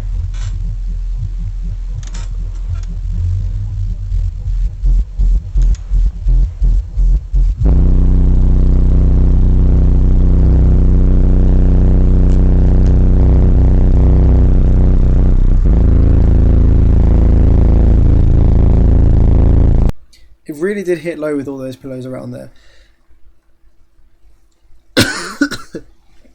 Good night to everyone that's going to bed now. 1 AM in Denmark. Yeah, no worries. What is it here? It's 12 midnight here.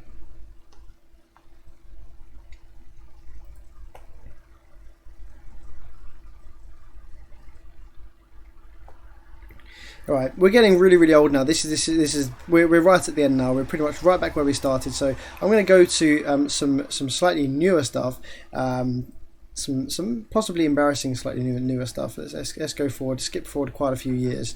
Let's go up here. So page 17.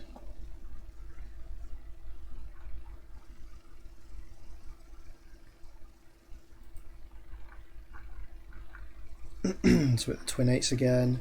Page 14.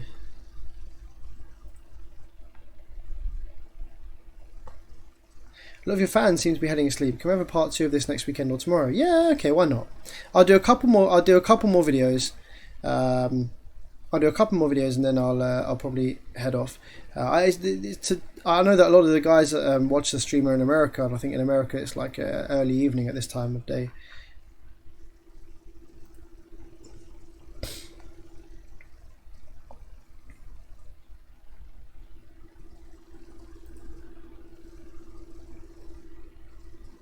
Ah, 2 times Pioneer TSW1. That's a cool video. That's almost got 1 million views. Jesus Christ! Wow, that's almost got. Whoops, that's analytics. That's almost got 1 million views. That video, crazy. They're not even in a box. They're free air.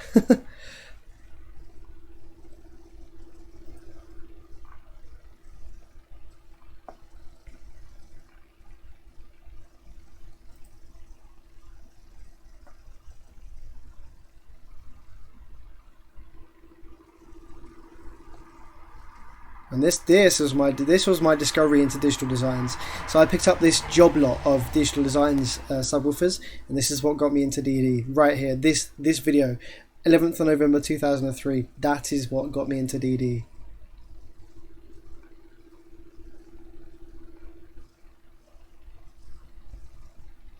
Now this video is very, very popular. We've got 78,000 views on there, but this video actually contains a lot of information which is false, so I'll go through that on another stream. S-Power Dynamics D5. This amplifier worked for about 10 minutes and then blew up, and I lost a lot of money on that amplifier. Interestingly, I do have an S-Power Dynamics D5 in the workshop for repair at the moment, and I did a couple of videos on it. I did a live stream on it the other day. So yeah, again, another interesting thing. 2013, so that's like 5 years ago. If I'd known what I did back then, I could have repaired it.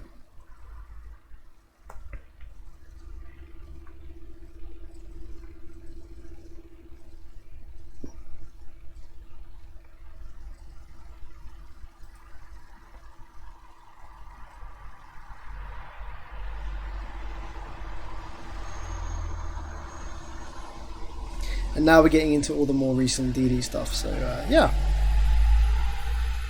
been through quite a lot of stuff. Not everything. We've not been through all the embarrassing stuff, but we've been through quite a lot of the embarrassing stuff.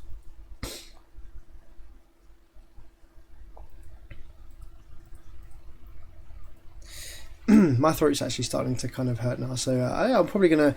I think that's probably, unless anyone's got a video that they specifically want to see or they remember that they want. Actually, no, I know one thing that I want to do. Just quick, if anyone's thinking of going, just give it a couple more minutes, because I just remembered something that I wanted to do. I have, so obviously my YouTube channel, I have videos that I have public, but I also have quite a few unlisted videos that I never made public. And I found a really good unlisted video that I think a lot of you guys will enjoy.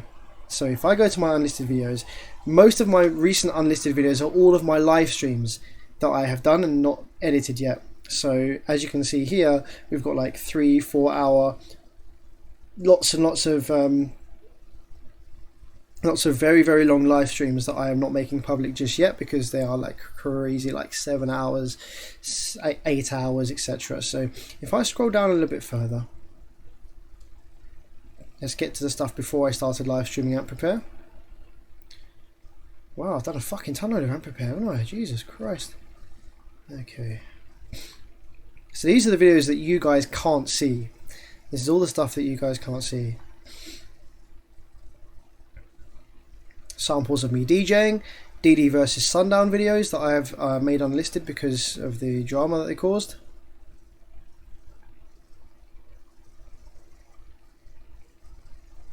Bugs that I found in the SPL Lab software that I then sent off to the developers of the software.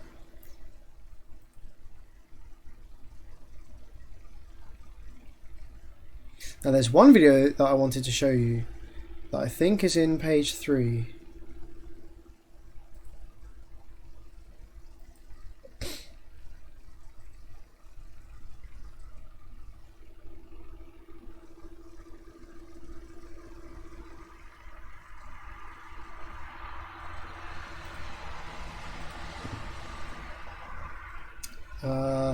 So there's an excursion test of DD712s, and this is fucking crazy excursion. Awesome excursion video of DD712. And then I've got excursion videos of DDZ12, and I never made these public, but they're pretty crazy. I looked at them earlier today when I was thinking about how to do this live stream. So let's see a DDZ12 at absolute full excursion. I'm just going to skip it on a little bit because it's a little bit further in where the full excursion happens.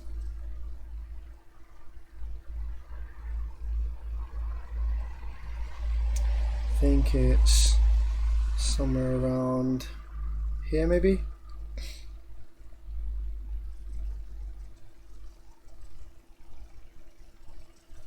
So we're clamping 2080 watts into that at 20 hertz.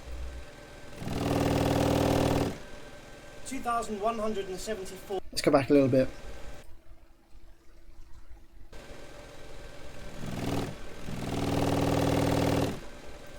Uh-oh, stream's dying again.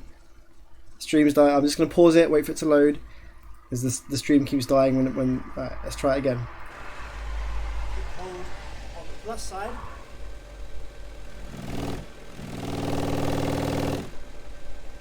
My goodness, so we're clamping 2080 watts into that at 20 hertz. 2174.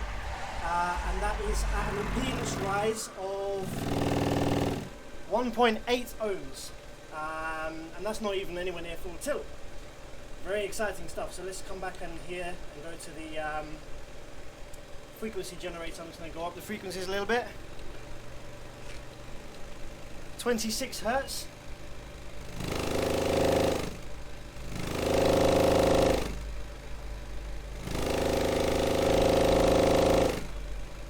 Goodness me. 30 hertz.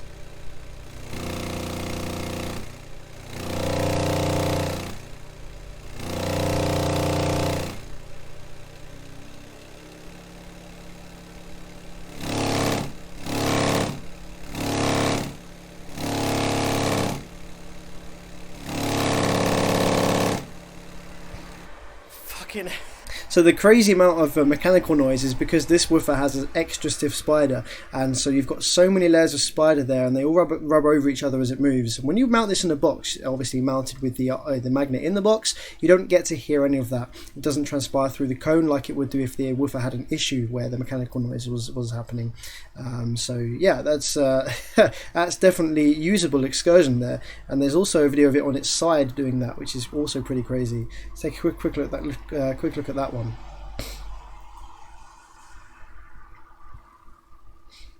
I don't have the DDZ12 anymore. I sold it.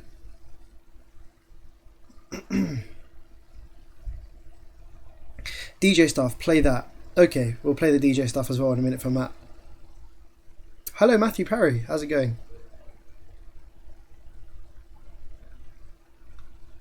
Street Beats Audio says there was this one video of the Goodmans playing alone in your room in the box that was awesome. I'll try and find that.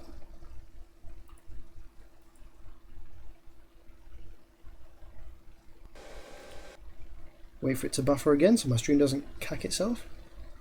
Skip it to about there maybe. Hey, 35 hertz.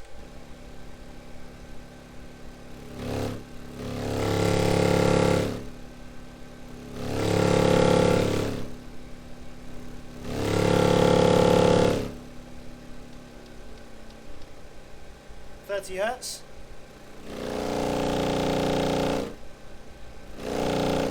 Look at the coil. Look how much the coil is moving on the pole. 26 hertz. You can't see its upward stroke, but you can see how far it's moving. Absolute madness.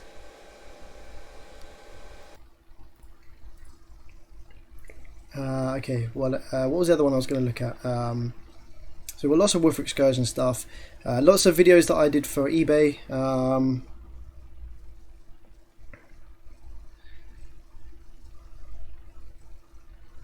Amcron fault, etc.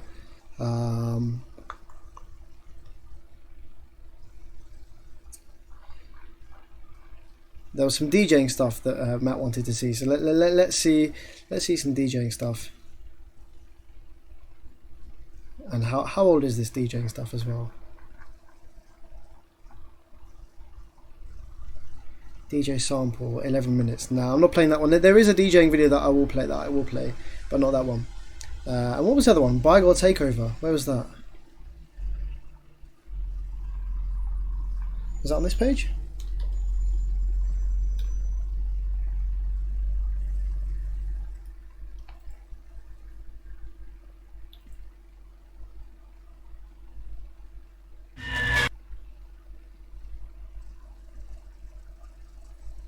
Let's get some mosh pits. Who's fucking ready? Just gonna wait for it to buffer. A world where people.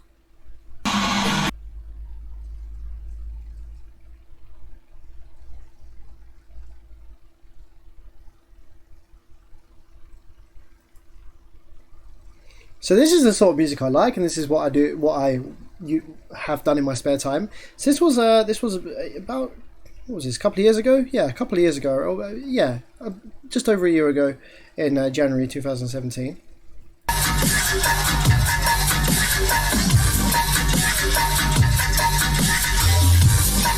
London raves like this are fantastic.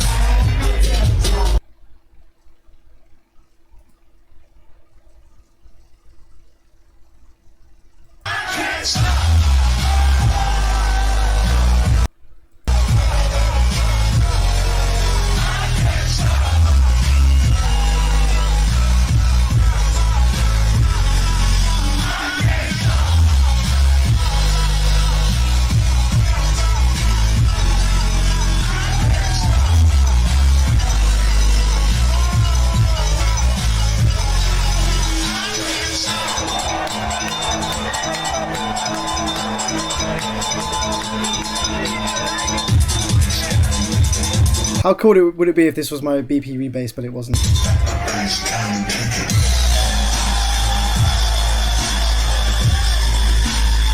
So yeah, some pretty good times.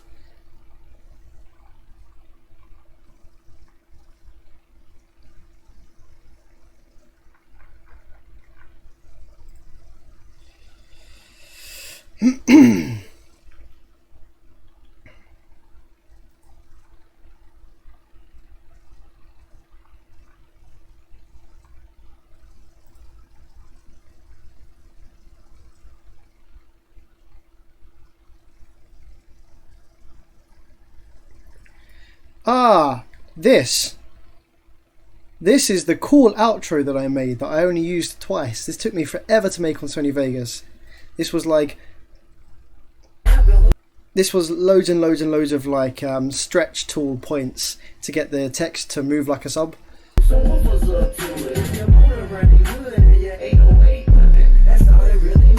Yeah, that small few seconds of thing took flipping ages.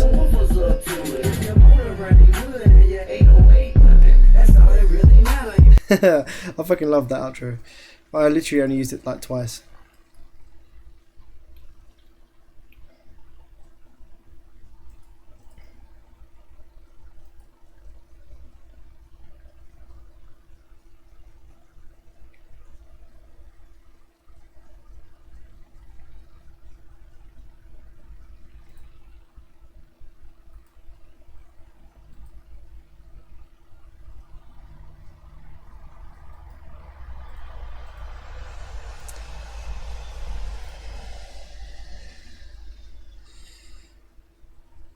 Okay, cool.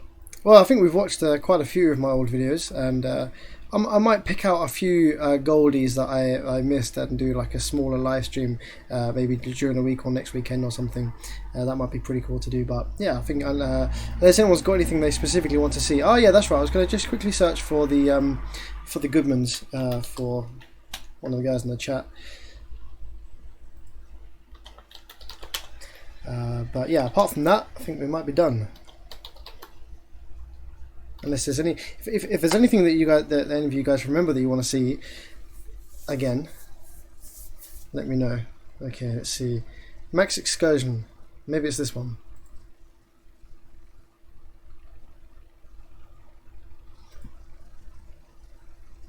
Yeah, video as I promised. This is the 5.25 Goodman subwoofer for the Goodman's 5.1. Yeah, it sounds so stoned as fuck. Why do I sound so stoned? Surround sound system, and this is the sub. 50 watts RMS, 4 ohms. And it's got the port. 50 watts RMS, 4 ohms. It's rear facing. The subs fire at the back, port fire at the front. Who's run down? I'm gonna play the same sort of stuff I played on the mids.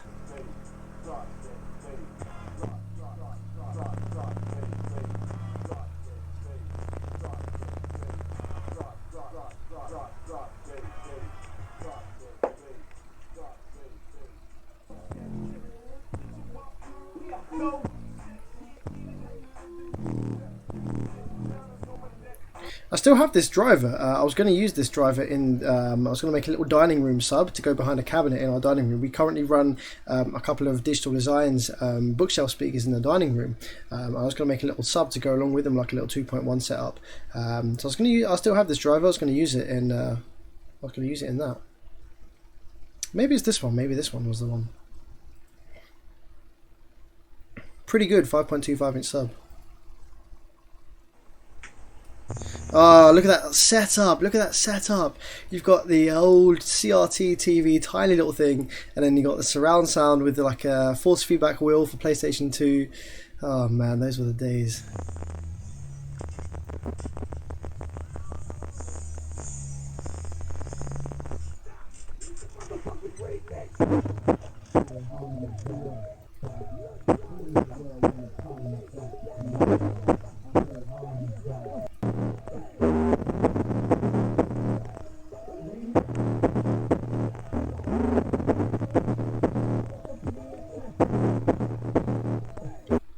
Yeah, man, the quality of these videos is pretty poor.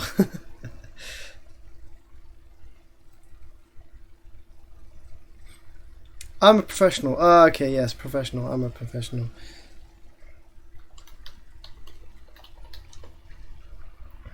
Did I spell it right? I probably didn't spell it right. Oh yeah, 1 F, 2 S's. Oh, still not spelled right. Maybe I spelt it only with 1 S on the video. Nope. I'm a. Oops.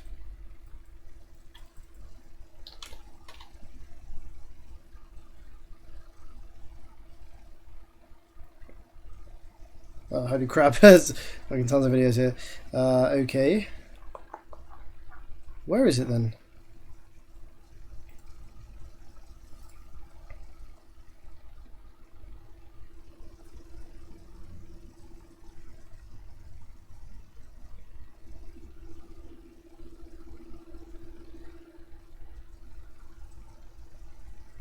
Did you show the video with the 2.8s with the X-Lay mic gain? Yeah, I showed that one, yeah, definitely. Alright, I'll do a little bit of DJ stuff. The DJ stuff is actually on my Facebook account, so let's quickly have a look at that.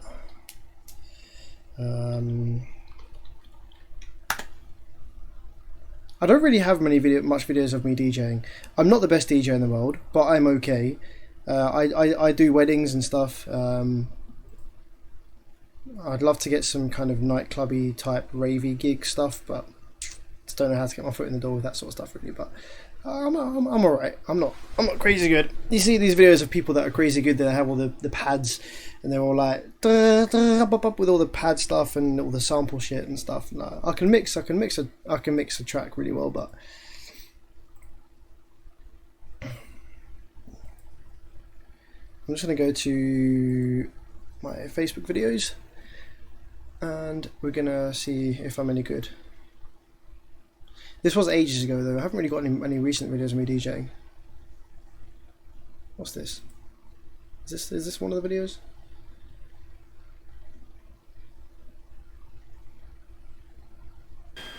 Okay, I'm not sure about this one, but let's see.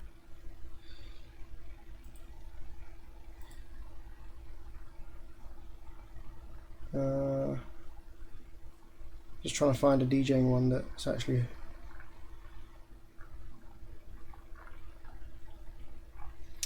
Ah, no, I know it. It's on my DJ page on Facebook. Sam Bernard. There's DJ. Here we go. Here it is.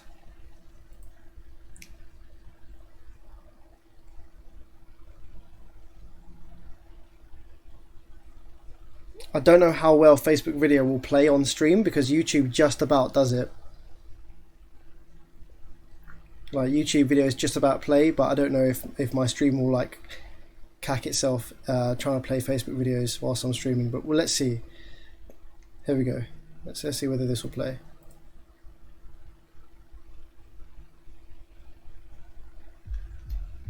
I'm gonna wait for it to buffer again a little bit. This is a mashup of Scoop and Bees in the Trap. Okay, it does. No, YouTube. My bit rate is massively screwing up.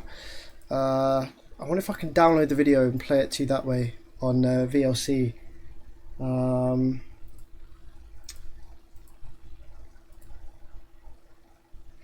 sec.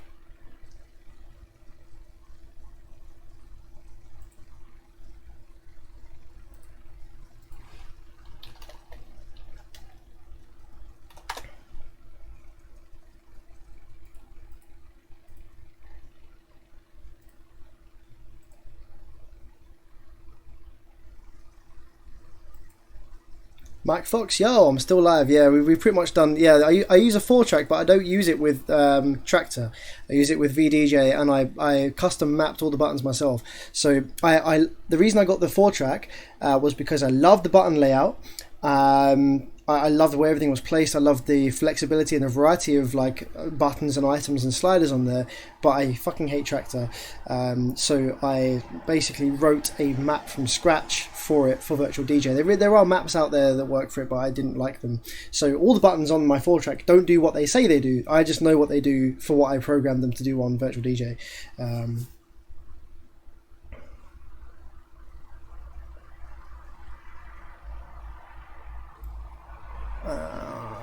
Trying to see whether this thing will actually play to you guys on the stream. I don't know.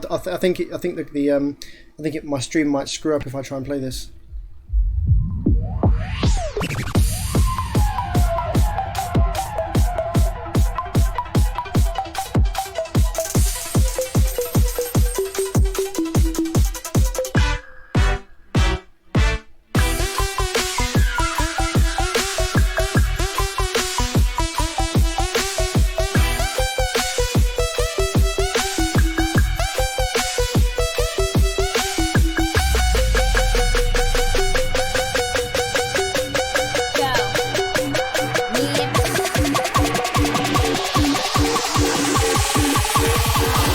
Let's get to the real.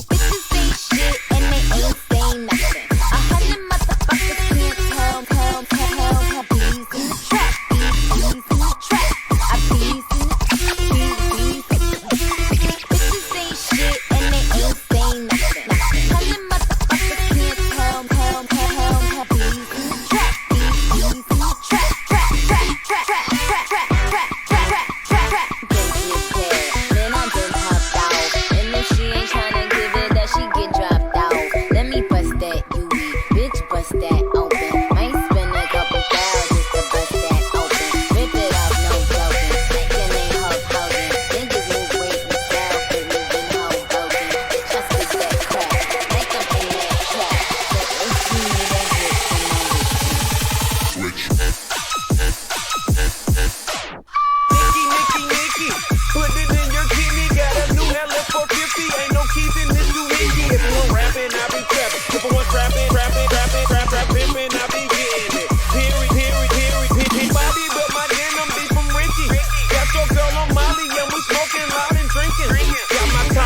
so you can see what I've been thinking. And if you know me, then you know I've been thinking Franklin. Money, thousands, true religion, trial dollars. Got a private home, started from the public houses. Heroin killer, cause a home browser. Audi A8, told him Audi 5,000. Let's get to the real.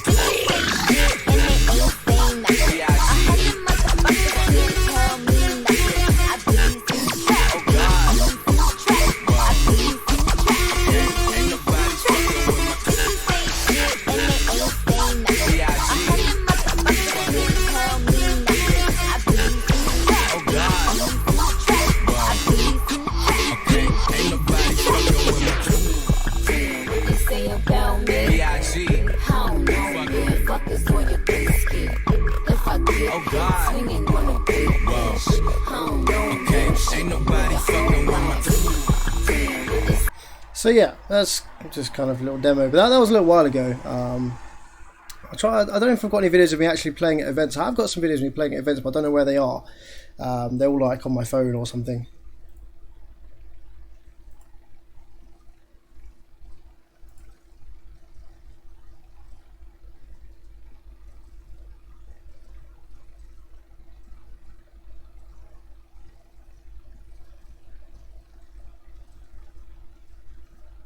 Headphoneless mixing. Nah, I've got the headphones on. I don't know if you can't see the headphones. I've got the headphones on. Have to mix with headphones.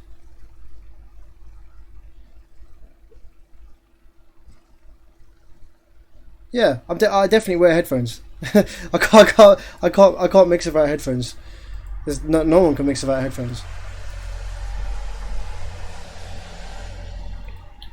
See if I've got any more recent videos of me doing an event. There's a really cool video of me at an event recently. Let's see if I can find it on my Google Photos.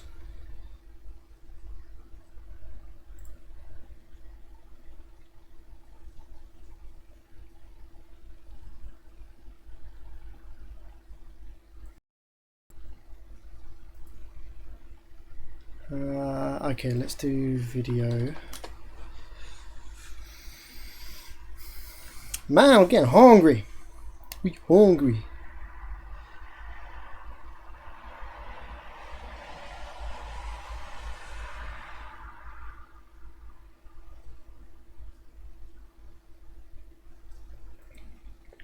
Okay, my stream is probably going to screw up a little bit while I'm scrolling through all these videos. It takes up a lot of processing power to scroll through my Google Photos, so apologies if the stream screws up just for a moment while I scroll through here and have a look.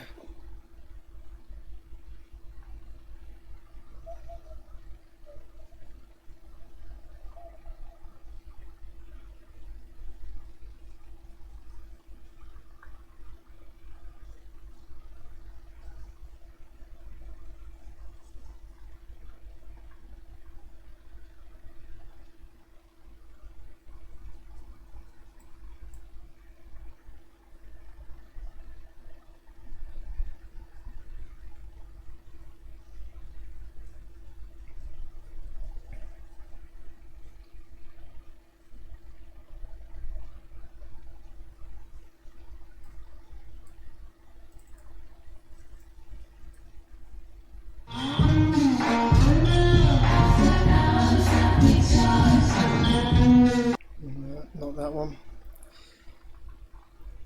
We're just gonna a couple more minutes. I'm gonna see if I can find a recent video of me DJing at a gig, because that might be kind of fun to see. I did do some really fun ones over the Christmas period. Some really fun, lively ones. Wait, here we go. What's this? Nope. Maybe this one. Here we go. Maybe this will do. Try and find one that works, one that looks good.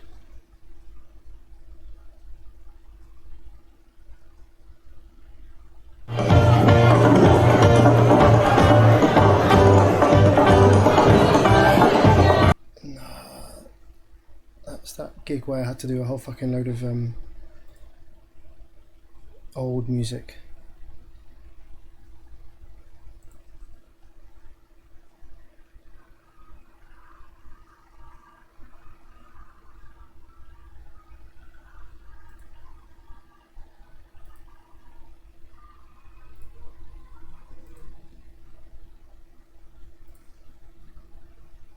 1 sec. We're just finding a video.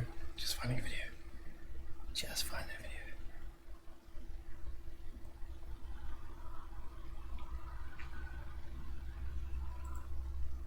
Oh, this one's pretty fun. This one's kind of fun. Let's do...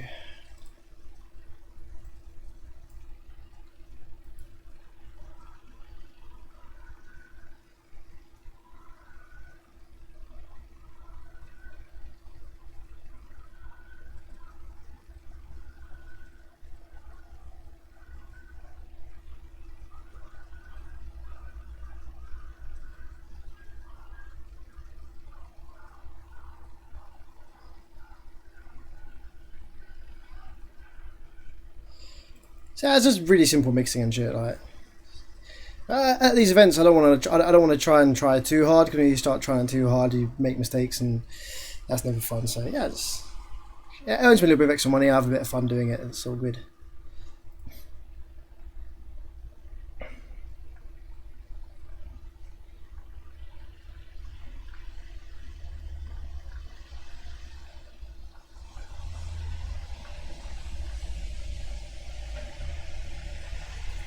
Maybe one time I'll do a live stream where I go through my Google Photos, my all my videos of what I get up to off stream. Do you have an SMD profile? No, sir, I don't.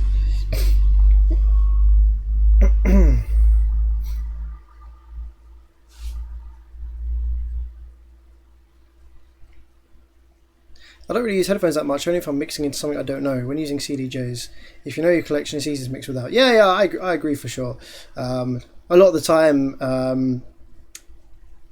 yeah, it is true. I always just like to have it there, have it monitoring there. I can just make sure that I'll make sure that I haven't accidentally left the filter knob on or something. It makes things a bit safer, especially if you're mixing live to an audience. Having the headphones there is just like an extra thing. You can just hear what you can. Oh, you can't hear it. Ah, shit. Oh yeah, my bad. That's because I didn't turn the thing. Crap. Oh shit. Maybe that can be for another time.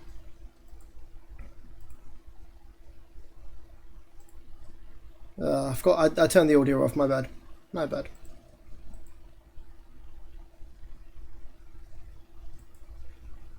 Yeah. Anyway, I think it's time. We probably call it a night. A few people are heading off. My throat's hurting, and I'm hungry and thirsty and pretty tired. So gonna call it a night. Yeah, this is a pretty funny live stream.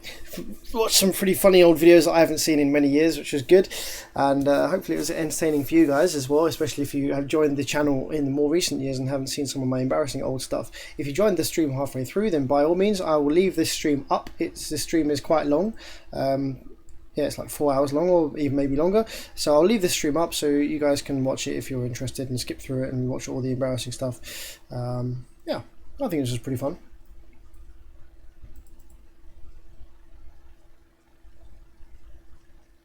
Are you still running the Xeon? Yes, I am, my friend. Still running the Xeon 5470, I think it is. Yeah. Need to close that window now. It's got freezing.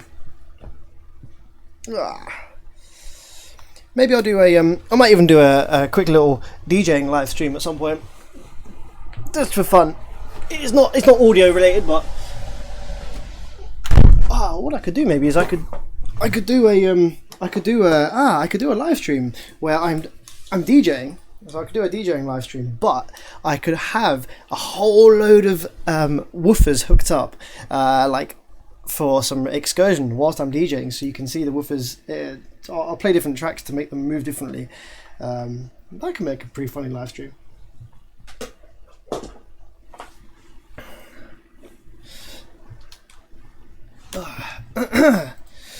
Cool, yeah. Like I say, thank you very much for joining in, and this is a pretty fun little live stream. And I shall see you all next week, and we'll get back to the amplifier repairs. I think next week, got a few things to do next week, amplifier repair wise. So yeah, and I will look into seeing whether I can get another JVC woofer, and I'll rebuild the JVED Mark II.